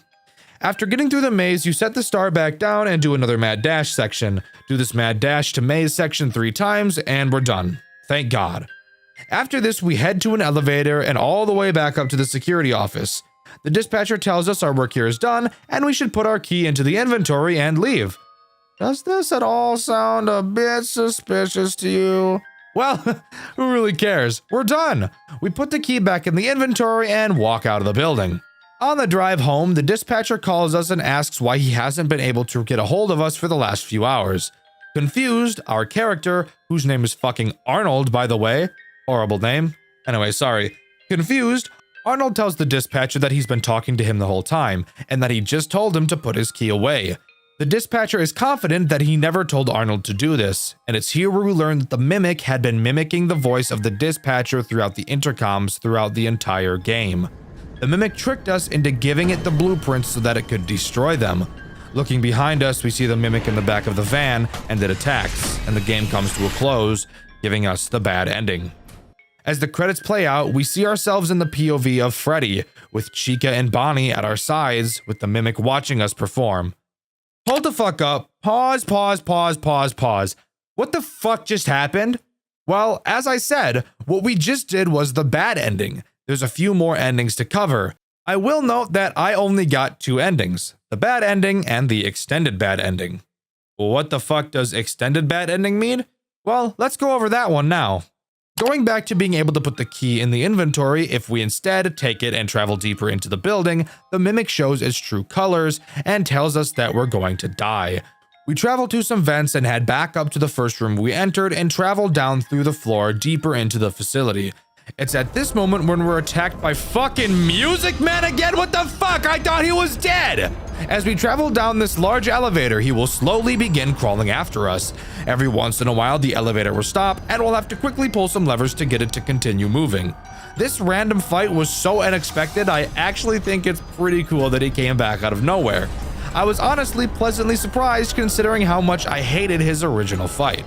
After escaping, we enter a new room, seeing a massive Freddy head. The original Freddy. Remember, it's the 50s, years before the first Freddy's location, yet here he is. Why? Well, it's at this section we learn that Edwin was actually originally in charge of the Freddy Fazbear Project, which is one of the craziest twists of all fucking time. But I'm gonna be real, it also makes the entirety of the lore all the more confusing. Oh yeah, also, Rufus number 6. Hat pat. Moving on, we enter the room where we ended at in the bad ending, seeing Bonnie and Chica half-built performing on stage. But wait, they were way more built than this at the end of the bad ending. Does that mean that the mimic finished building them during that ending? Keep that thought in the back of your head. Going to a computer, we activate the stage lights to watch the show, and the mimic crawls out of the pile of endoskeletons. Not in a costume, just a jumbled mess of fuck. This section confused me a little bit, but it's actually pretty cool. We have to get to the office in the back room, but the mimic will close the doors when we get near them. This is literally just Five Nights at Freddy's 1, but in reverse, where the mimic is trying to keep us out of the office. It's actually so fucking cool. Around the room there are 2 Springlock costumes, one of Bub, a boss from FNAF World, which is weird, and another of Monty from Security Breach. Holy fucking shit, how many things did Edwin create? This is insane! What you have to do is get in the Springlock costumes and leave them next to the doors. This will make the mimic close the doors and waste power. However, you'll notice when you bring the first Springlock to the door, the fake dispatcher says, "It cannot see you in the suit, but I can." That's right, the fake dispatcher actually isn't the mimic. So, who could it be? After leaving both suits at the doors, 2 more doors open, revealing that there are an additional 2 doors we need to block with 2 more Springlock suits. Awesome! As we walk to the next set of doors, the fake dispatcher voice starts to change into a more female-sounding voice. Power. It will trap us both down here in the dark. Isn't that interesting? The remaining 2 Springlock suits are Lefty. What? Nah, just kidding. I'm pretty sure this is just Fredbear. And the other appears to be Spring Bonnie. Are we serious? Did Edwin literally just create everything by himself? Did William just steal every idea from him? This is so fucking weird, it's completely flipping everything we know about the lore on its head. After blocking the remaining 2 doors, the fake dispatcher opens them, revealing that it's been Fiona, Edwin's wife, that's been talking to us the entire time. As a machine? I'm so sorry, I really have no fucking idea what's going on. I know I'm really bad at explaining lore, but I'm trying my best. It seems like Fiona has turned into a goddamn robot. I'm assuming at some point she died to something and Edwin was like, "Fuck that, I want a robot wife now," and somehow put her soul into this machine in the building or some shit. I don't really know, guys, I'm sorry. Fiona tells us we have to head to their house, which is apparently in the fucking building underground for some reason. Literally, what the fuck is going on? Fiona tells us that Edwin abandoned her and their son David by doing nothing but working non-stop. Originally, the mimic was supposed to entertain David while Edwin was working, but at some point it gained homicidal tendencies for some reason. Please, correct me on anything I'm wrong about in the comments, guys. I'm pretty sure most theories I'm going to attempt to form in this video will be incorrect as fuck. We travel into the house section and have to collect a bunch of film reels scattered around while avoiding the mimic. At the end of each film reel is a number, and matching the color of the reel to the colors of the letters in the name David visible on a picture on the projector, we'll be able to figure out the code to open a door that's located upstairs. Just don't question it, guys. Just go with it at this point. The FNAF lore hasn't made any sense since Ultimate Custom Night anyways. In these tapes, we see Edwin's neglect for his wife and son, and in one tape, see that the fucking mimic is Fiona? What the fuck is happening right now? So, I guess at some point, Fiona fucking died, so Edwin had the mimic start mimicking her to be a mother figure to David? Do you guys think after the mimic took over Fiona's role, Edwin fucked the mimic too? Dear Lord, guys, the fanfic writers are about to go apeshit with this. Inputting the code, we enter one of the final rooms and find Rufus number 7. Pat. We also get to hear an audio recording that is so fucking confusing, I don't even want to talk about it. Nor do I even know where to begin talking about it. Basically, in this recording, Edwin sounds like he's hurt, as he continues to ask M2, which by the way is what they call the mimic in this game, for help and to call an ambulance. The mimic, who at this point is mimicking Edwin, is talking to Edwin like Edwin is David. My brain is about to fucking explode. So, Edwin is dying and begging the mimic for help, but the mimic is in fucking La La Land and is pretending to be Edwin and is pretending that the dying Edwin is David and is neglecting the fake David, who is Edwin, who needs help and is dying. Does that make sense? I don't blame you if you think it doesn't, because it's confusing as fuck. We enter a hidden surveillance room and run cradle.exe like Fiona asked us to. But the mimic finds us and the final chase ensues. We jerk off a generator which starts a fire because it wouldn't be a FNAF game without one of those, now would it? And we enter an elevator, leaving the mimic on that floor. As we travel up in the elevator, Fiona begins talking through the intercoms to the mimic and calling it Edwin. Which would lead me to believe that Edwin somehow put himself into the mimic while he was dying? Or maybe they're pulling a complete 180 and in that recording we just heard, the Edwin begging for help is actually the mimic, and the real Edwin is the one pretending that the dying Edwin is David?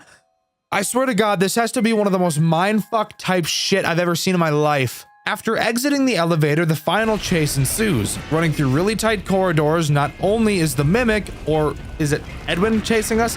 I have no fucking idea at this point. But on top of that, a bunch of little fucked up looking munchkin robots are chasing us as well. They vaguely remind me of the little smiling critters from Poppy Playtime.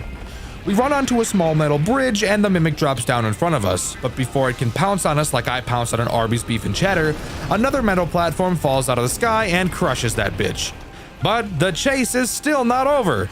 We have to crawl through the burning building as the little fuckhead abominations crawl after us, hop onto a roller coaster cart, and finally we can relax as it drives us to the exit. Just kidding! It drops us off next to a bunch of fire, and we have to run through the burning building into the parking lot where even more little gremlins surround us. We jump into the van and we're out of that bitch, still with our key and the mimic blueprints in our arms. As we race away from the building, the little bitching nematodes attack our van, and if that wasn't enough, somehow the mimic has also gotten onto our van and punches the shit out of the windshield. The van crashes, and as we come to, the mimic reaches in and grabs our key from us, attaching it to its body and leaving us to die in the burning vehicle. The mimic, Edwin, whoever the fuck it is, didn't want to kill us. It seems it only wanted the blueprints, but I'm not sure why. And that's where the extended bad ending comes to a close. Oh wait, I'm sorry. Did I say the extended bad ending? What I meant to say earlier was the true ending. Yes, I'm 100% serious. That is the true ending to Secret of the Mimic. No matter what you do, you still lose in the end. The Mimic will always beat you. But what about the New Game Plus secret ending?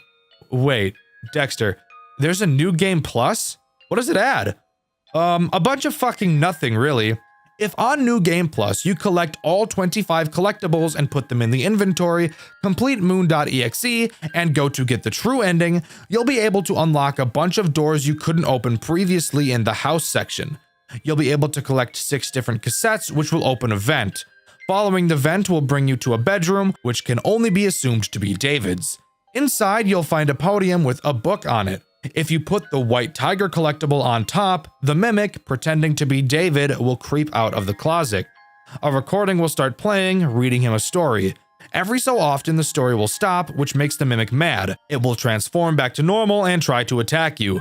You'll need to continue the story by pressing the correct buttons. You'll notice each button represents a Five Nights at Freddy's character. A bear for Freddy, a rabbit for Bonnie, a chicken for Chica, a fox for Foxy, an alligator for Monty, and a dog for... who the fuck knows? Roxy? I know she's a wolf, but Eat my ass. The order you need to press the buttons is rabbit, chicken, dog, and bear. After that, the Mimic will tweak the fuck out and you'll be able to inject the original M2 schematics, which was supposed to be David, back into the Mimic. It will then transform back into David, grab the tiger, and go to sleep in the bed. Then the true ending continues to play out how it did before. What does this weird little secret ending tell us though? Well, here are my initial thoughts. Note, I am no expert theorist, and I'm probably about to be wrong as fuck. They call the Mimic M2 throughout this game. M2, I'm assuming, was supposed to be David after his death. That's why I think we downloaded the blueprints for the Mimic, or M2, who was David, and injected it back into the Mimic in the secret ending. Because obviously, once we do that, it stops attacking us and just plays as David. M1, who isn't explicitly mentioned in this game, I'm assuming is Fiona, who I'm also going to make a stretch about and say she's also Glitch Trap. I'm thinking the Mimic and Glitch Trap are completely different, and are just two iterations of the same idea. Maybe that was obvious, and maybe I'm completely fucking wrong. I have no idea. I think that's honestly what the secret of the Mimic was. I think that the secret is that there are two of them, technically. The endoskeleton, M2, or David, and Glitch Trap, M1, or Fiona. Where Edwin falls into this, aside from creating both of them and apparently seemingly every major animatronic from all of the games and all the fucking spring locks?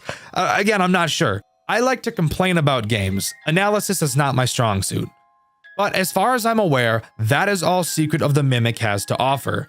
In all honesty, I went into this game expecting to hate it. But it's honestly now one of my favorite official Five Nights at Freddy's games, only being beaten by Pizzeria Simulator. Seriously, nothing can beat that final Henry monologue. It's very clear that Steel Wool has learned from their mistakes in Security Breach. There are plenty of questions left to answer, like which ending in this game is canonical, and if it's the secret ending, then how is the Mimic in Security Breach? I'll leave actual talented people to figure that out while I keep making sex jokes and yelling at horror games. Again, I believe in terms of gameplay that this game is solid. I do think it starts to lose a lot of steam after the nurse chase, and I think that the final fight against the Mimic is a bit underwhelming. But I also feel like that was somewhat intended. Of course we were supposed to lose. We know the Mimic appears in later games. There was never a way to properly defeat it, and I don't think that's a bad thing either. But let me know what you think. Do you like Secret of the Mimic, or do you feel like it didn't live up to the hype? Let me know in the comments. In my Return to Bloody Nights video, I asked you guys if you were excited for Secret of the Mimic. My favorite comment is this one by Died Ray Fuende, who said that they were. Because it seemed like the games were finally going to get good again, since the last two were just horrible, degradable dog shit. And they completely hit the nail on the head in my opinion. Who is your favorite Five Nights at Freddy's game developer? Maybe it's Mixlass for the amazing Tyke & Sons Lumber Co. Maybe it's Scott Cawthon himself for making the series we all love so much today. My answer should be pretty obvious if you're at all familiar with my channel, and that developer is Garrett McKay, responsible for amazing games I've covered on this channel like Fredbear's Frights and A Bite at Freddy's. He was also a 3D modeler for Pop Goes Evergreen, but he's also responsible for another amazing project, a project I've been asked to cover many times ever since the release of my review of Fredbear's Fright. I'm sure you're all very familiar with Fredbear and Friends Left to Rot, which is the game I will finally be covering in this video. Going into Left to Rot, I had no idea what to expect. I had seen absolutely nothing about the game going into it, which is how I go into most of the games I cover on this channel. All I knew was the game's developer, who I already had a lot of confidence in. So let's waste no time and jump into the long-awaited coverage of Fredbear and Friends Left to Rot. Rather than throwing you into a menu screen like most FNAF games, Left to Rot begins with a cutscene, similar to Garrett's other works. This cutscene appears to be an instruction tape, informing workers how to switch from the old Fredbear and Spring Bonnie animatronics over to the new and improved Freddy and Bonnie. We have to dismantle the old animatronics and replace them, afterwards adding Chica by Freddy's side. This is actually really interesting. Instead of just replacing the animatronics, we sort of reused some of the endoskeleton pieces from the old models, meaning that, technically, Fredbear is still a part of Freddy, and Spring Bonnie is still a part of Bonnie. Something interesting to think about. After this cutscene, we're actually thrown into another cutscene. We're in a car on the phone with an unknown person. We're told by this person that we're supposed to enter an unnamed building and head straight into the office, slowly disabling all of the building's systems. We're told that the animatronics inside act as security, and if they touch us, it's not gonna be fun. I know all of you goons think differently, so don't even start with the comments. We enter the building and the real gameplay can't begin. On this night, we're in the observatory, and our main goal is to get through each camera and disable their audio and their video. That doesn't sound very difficult, Dxtr. Shut the fuck up. You know full well there's gonna be some animatussies trying to hit us from the back. The three characters trying to grab up on us are Fredbear, Spring Bonnie, and the Prototype. Fredbear is pretty simple. If you see him standing approximately 6 feet away from you, aka close enough to smell his rancid breath, jump under the desk like they're the trenches in World War I and pray to God that his breath isn't the equivalent to mustard gas. Once he leaves, you can pop back up. Spring Bonnie is much the same, only instead of his breath smelling like all the dead fish on Earth, Spring Bonnie's breath smells like ass. Because you know what they say, you are what you eat, and he's eating a whole lot of ass. Did you know back in middle school when all of the kids were saying what they wanted to be when they grew up? Some kids said firefighter, some kids said police officer. This motherfucker right here said, I wanna be an astronaut. I wanna explore booty. Absolutely foul robot. The Prototype is a bit different, however. Just being an endoskeleton, he really doesn't have any meat on the bones, meaning there's nothing for you freaks to grab up on.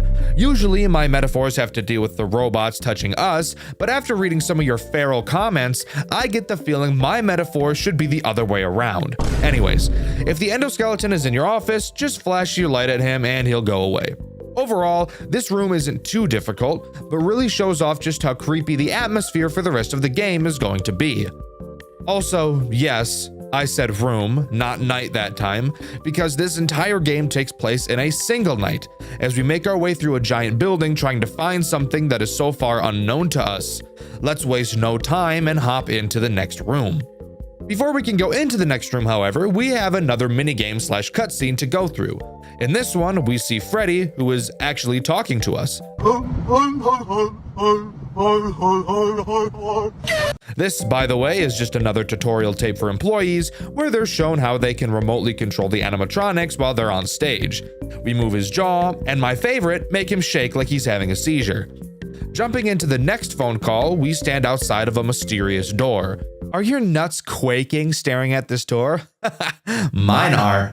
We're told that behind that door is a storage room, and that inside there are some items that we need to collect. Entering the room, we grab a few remotes and a larger screen. Not totally sure what these things are. Maybe a camera system? Who knows? Now all we need to do is walk out of this door right here and oh god damn it, of course it doesn't have any power. This is gonna be a survival section, isn't it? Hey, future Dxtr here. He's right. It's a survival section. To prevent this Dxtr from going apeshit feral mode, I'm going to take over this section for him. In this section, we have to charge up the door we need to exit through, while staying safe from Max. Who the fuck is Max, I hear you asking? I have no idea. But he's behind this curtain. Seems to be a puppet type thing, I'm not really sure. As we, slowly as fuck, charge up this door, Max will start making moves, and we have to keep him behind the curtain by flashing our light at him. This room is incredibly easy.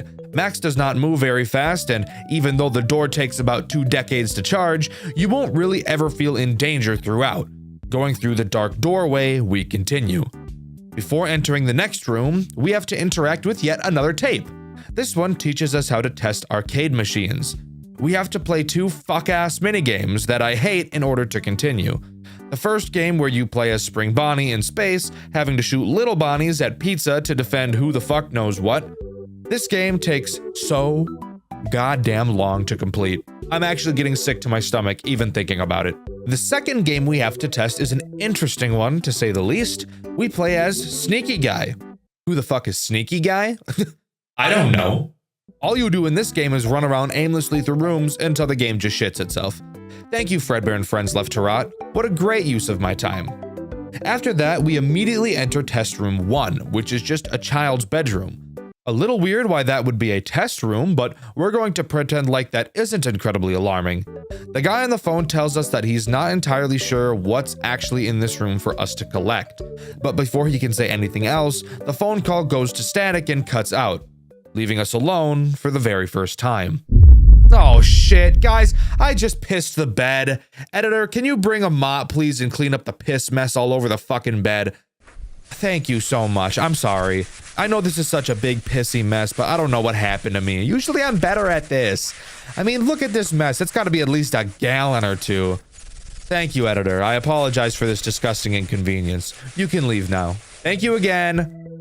Sorry about that, guys. Let's just talk about the room now. In this room, the goal is to pry open this vent, slowly as fuck. While we're trying to open this vent, we're being attacked by two animatronics of which I don't know the names of, so for the sake of this section, I will be calling them Freak Bob number 1 and Freak Bob number 2. Freak Bob number 1 attacks from the door to the room that's in front of you when the night begins. He will appear at random in the doorway, making a sound cue to let you know he's there. All you have to do is quickly whip around and flash him. With your light, not your genitals. Fucking weirdo. You also have to make sure that Freak Bob number 1's toy stays wound up. If you don't, Freak Bob number 1 himself is going to get wound up. Sexual style. And it's not going to be very fun for you. Freak Bob number 2 is pretty much a nerfed version of Freak Bob number 1, being at your closet door instead. If you hear him, flash your light at him and he'll piss off. No toy to crank, very simple.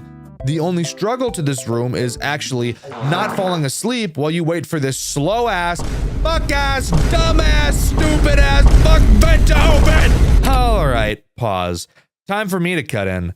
This last Dxtr was supposed to stay calm, but apparently he couldn't do it either. So hi, I'm Dxtr number 3, and I'll be taking over from here. Shoo, now, get out. Thank you. All right, where were we? Oh yes. Once the vent has been pried open, you're safe to crawl through and move on to the next room. Exiting the vent, we see an exit door. But before we get the opportunity to leave this hellhole, we get jumped by some fuck-ass animatronic who knocks us out. We wake up inside of an unknown room with a tape in front of us. Playing it, we find it's one of the tapes heard in Five Nights at Freddy's 3, teaching us how to climb in and out of Springlock costumes. Oh no, this is about to be bad. After listening to the tape, we go over to a Fredbear costume and open it up. Climbing inside, we slowly lower the suit onto our bodies. Once inside, we play the next tape. As the phone guy tells us not to breathe on the spring locks, we immediately start breathing on the spring locks. This is F student behavior right here, by the way. Of course, we die, and now's the time I should say that this is definitely not our player in this cutscene. I say that because after this death, we enter test room 2. Oh boy. Test room 2. How I hate you. In test room 2, the most immediate threat is the toxicity of the room we are in. Freddy, Bonnie, Chica, and Foxy have been literally ripping ass and hotboxing this room for the last 12 years. And without a gas mask, we will soon die because of it. Luckily for us, we have a gas mask. Putting it on decreases our toxicity level, but whenever the mask is off, it will very quickly begin to climb back up. Dxtr, that doesn't sound too bad. Shut the hell up. I haven't even started talking about the animatronics in this godforsaken room yet. Let's start with Freddy and Chica, shall we? These two work pretty much exactly the same, with only one small difference. Freddy and Chica will enter your vents in an attempt to get to you. When you see them in your vents via your cameras, you will have to temporarily disable the fans in those vents to gas them out and make them leave. However, when you disable a vent fan, your toxicity will increase dramatically faster than you can handle, so you need to make sure you're listening for the vent sound cue to let you know they left so that you can quickly turn the fans back on. I said there was a difference between Freddy and Chica, and the only difference is that Freddy is goated and you'll be able to see him in the hallway, giving you a better warning as to when he's about to enter your vent. Bonnie is the next annoying character, so let's talk about him. Bonnie will appear behind you in your window. When you see him, he will lean in real close to give you a kiss. Now pause. While you may feel enticed to reciprocate, I would advise against that. Little did you know, Bonnie doesn't know what a toothbrush is. So unless you're the most disgusting human being on the planet, kissing someone like that probably isn't the best idea. When Bonnie leans in, what you should be doing instead is putting your gas mask on, which scares him away for some reason. Maybe it's because he took the hint that you don't want to kiss him. That's my best guess. But now we need to talk about the behemoth, Foxy. Allow me to keep my composure when I say this. This is fucking bullshit! Fuck this stupid ass, fuck ass, dumb ass, bitch ass, dunce ass fox! God damn, I'm gonna give a brother an aneurysm with this dick! All right, I said it. I've tried to fight the demons throughout this entire video, but I just can't anymore. I guess I'm not allowed to just be calm and do a normal review without freaking out and losing my goddamn mind. This second test room broke me. This second test room is the bane of my existence. I cannot stand it. Foxy will appear in your hallway. When he does, you need to shut off the power to your office, which means no checking cameras, no blocking vents, and my favorite, no turning around to check on Marty. Fuck! Fuck! Why are you doing this to me, game? What did I do to you? Garrett, look at me. Look at me with my fucking eyes right now. What happened to you? What did someone do to you to make you design something so absolutely foul, devious, and soul degrading? I cannot describe how angry I am at this room. You can see my reaction over on my second channel, Dxtr Black. When you have to turn the lights off, you have to do so for such a long time. Enough time to take a nap. Fuck it, right? Why not? And how long do you have to deal with this shit ass cycle for? 6 minutes. 6 soul-sucking fuck-ass minutes. I was so close to ripping out my pubic hair with my teeth while suffering through this horrendous room. 6 minutes doesn't sound like a long time, but trust me, this is the longest 6 minutes I've ever been through, especially when I died at 5 minutes about 100 times. I'm drained, completely drained. I don't know if I can continue writing about this game. I don't know if I can complete it. Not so bad when you listen. You know, maybe if you listen more often, people wouldn't call you butt as fuck. Oh my god, that noise scared the fuck out of me, but I did it. Damn! Half an hour on that bullshit! I did it. God, it is real! Thank God! I thought I'd never escape that bullshit! Oh my god. This is making me want to go outside and appreciate life. Fuck FNAF. Fuck YouTube. I need to be out in nature. No, actually, scratch that. Women are outside, and women are scary. Let's stay inside where it's safe and no woman would ever go. And continue to the next cutscene. The next cutscene has us learn how to clean a fursuit, something Cord Kitty should have taken notes on. Freaky fuck. After cleaning the suit, we're thrown into the final test, which is unironically my favorite section in this entire game. During this final test, we have to send what the game calls the suit into the office. This suit will move around the cameras, and whenever we see him without his eyes glowing, we need to press the return button. After doing this about 5 times, the final test is over. Congrats, you've just beaten— Nah, I'm just fucking with you. Of course there's more than that. On top of the suit, we have a few other threats to deal with. Let's start with the Lil Bonnie. Side note, I know these guys have actual names, but I think Lil Bonnie sounds better, so kick rocks. Lil Bonnie will occasionally pop into your office. When he does, all you have to do is use the jumper cables on your desk to shock his nipples and scare him away. Lil Freddy is probably my favorite character in this entire game, however. He will occasionally appear in your window. You'll notice a piece of paper on the window as well. When you see Lil Freddy, you'll have to move the paper to cover his eyes so he can't see you, confirming that Freddy has no object permanence. Lil Golden Freddy is the last character to talk about. He can jump in front of your cameras, fucking them up. And when you see him doing this, all you have to do is reboot the cameras and it's GG easy. After moving the suit successfully to the office, the power goes out, and it looks like Golden Freddy appears in front of us. We try desperately to use a remote control to shock him, but it doesn't work. He lunges at us, cutting to black. We cut back to see the bathroom camera from 5 Nights at Freddy's 1, and Golden Freddy waving us into the female restroom for some reason. A little bit of a creep freak, if you ask me. Shortly after, he kinda just stares at the camera all weird like, before we're shown we got the tragic ending. Endings? Oh no. So, in my playthrough on Dxtr Black, for some reason I never got the other endings. I have no idea why. I have no idea what's wrong with me, but don't worry, I'll cover them here. Just know that from this point forward, all the footage you will see is from Dice Games. Thank you for actually completing this game, Dice, like I didn't do for some reason. Before I cover all the endings, I need to quickly talk about Insane Mode, found in the Extras menu. It's a much more challenging version of Test Room 2, which, fuck that. No way in hell I'm even thinking about touching that bullshit, and I didn't on my playthrough on Dxtr Black either. Maybe that's the reason I never got the other endings. Anyways, after beating Insane Mode, we're greeted to what looks to be Freak Bob number 2 from Test Room 1 lying on the ground. The guy on the phone apologizes and says that they will soon go after Afton. We're shown a piece of paper that reads the following. Experiment number 3 notes. Experiment number 3 tests the binding effects of the high energy substance variable to surfaces larger than those in experiments 1 and 2. As the surface variable increases in size, the energy output decreases only slightly. The surface tested on for this experiment was the Mouseki version 2 animatronic. It is unknown whether the results were influenced by integrated motor components of the surface. 2 more experiments will be necessary to evaluate for bias. Experiment overall successful. More details in the experiment log. As some people are aware, Garrett McKay's games are connected. In this note is a reference to Mouseki from Fredbear's Fright. It appears that Freak Bob number 2 might actually just be an earlier version of Mouseki.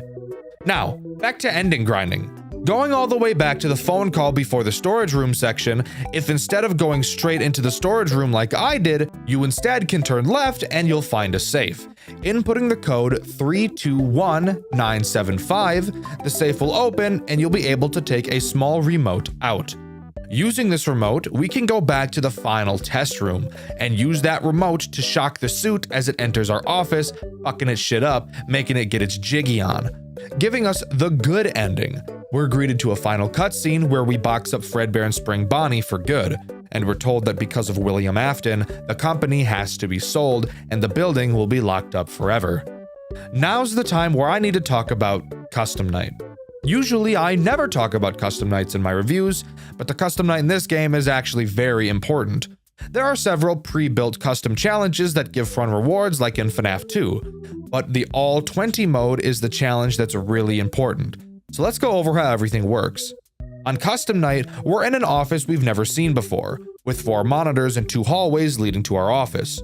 First, how do we win? Well, on the 4th monitor, you'll see a list of detections. This is just like the mechanics from Pizzeria Simulator, where we have to deactivate everything on the monitor in order for the night to end. There are actually 2 pages of detections, meaning that we have 10 total to deactivate, and goddamn does it take a long time to even deactivate one of them. So cool, easy enough. Now, what about the threats? Let's start with Timothy, or as we've been calling him, Freak Bob number 2. Timothy will appear in the right hallway of your office. When you see him there, you'll have to use your hyper flash to scare him off. Next up is the prototype. He's pretty similar to Freak Bob number 2. He will appear in the left hallway of your office, and instead of using the hyper flash, you'll have to shine your light at him until he decides it's time to goon again and leaves. Next on the chopping block is Roger, aka the Freak Bob number 1 toy. He just kinda chills on your desk. Keep him wound up to stop him from chomping on that delectable tush you've got. The suit is next. He appears on your 3rd monitor, which has 2 cameras. If you ever see him on any of them, you need to press the advance button to make him run away like a little bitch. Next up is Jeffrey, or as we've called him, Lil Freddy. Lil Freddy will appear on your 1st monitor, which has 4 cameras. If you see him on one, you need to make that camera go to static so he doesn't see you. Remember, he has no object permanence. Barry is up next, aka Lil Bonnie. He'll appear on the 2nd monitor. It'll be kind of hard to see because of how dark it is, but when you do see him, you need to shock his nipples again. That gets his rocks off. And finally, we have Lewis, or of course, better known as Lil Golden Freddy. Lewis can appear on any of your monitors, and when you see him, you need to reboot it as fast as possible, making him probably the most annoying character in all of Custom Night. The combination of all these characters together is brutal. You will barely have time to do the tasks you need to complete this night. I, of course, have not beaten all 20 mode because I value my sanity, but to anyone who has beaten this like Dice Games, congrats because this is nuts. After completing 720 mode, you unlock access to a final minigame. You play as a character in black inside of one of the pizzerias. You turn off the power to the building and get inside of a Fredbear costume and go to the office to, quote, find the intruder. Once in the office, you grab the security guard and drag him away, giving us the getaway ending, with text displayed on screen stating no one will believe him. We also get a little creep shot of a foot that I know you guys are wanting to give a quick lick. Don't even lie. I actually have a small theory that this minigame shows what really happened in the final test room of this game. When the lights went out, whoever was in that suit that we were trying to get to the office gets to us and drags us away. But because we pick up that special remote, we were able to shock him and stop him. But that's just a theory. A gay theory. Thanks for watching. But with that, that's all Fredbear and Friends Left to Rot has to offer. I thought this game was crazy cool. I think I still like A Bite at Freddy's a little bit more, but holy crap, this game is amazing. Despite my fucking hatred for Test Room 2, I can put that aside and appreciate the amount of work that was put into this game. But what do you think? Do you agree with me, or do you think I was wrong as fuck and that this game is actually a pile of dog shit? In my glitched attraction video, I asked you guys what your favorite level from the game was, and my favorite answer was this one by none of you, because no one answered the goddamn question. So fuck me, I guess. However, I did really like this comment exchange by Andy Gunn and Cobalt. Gave me a little chuckle, what can I say? I've been Dexter, and I'll see you all in the next video. See ya!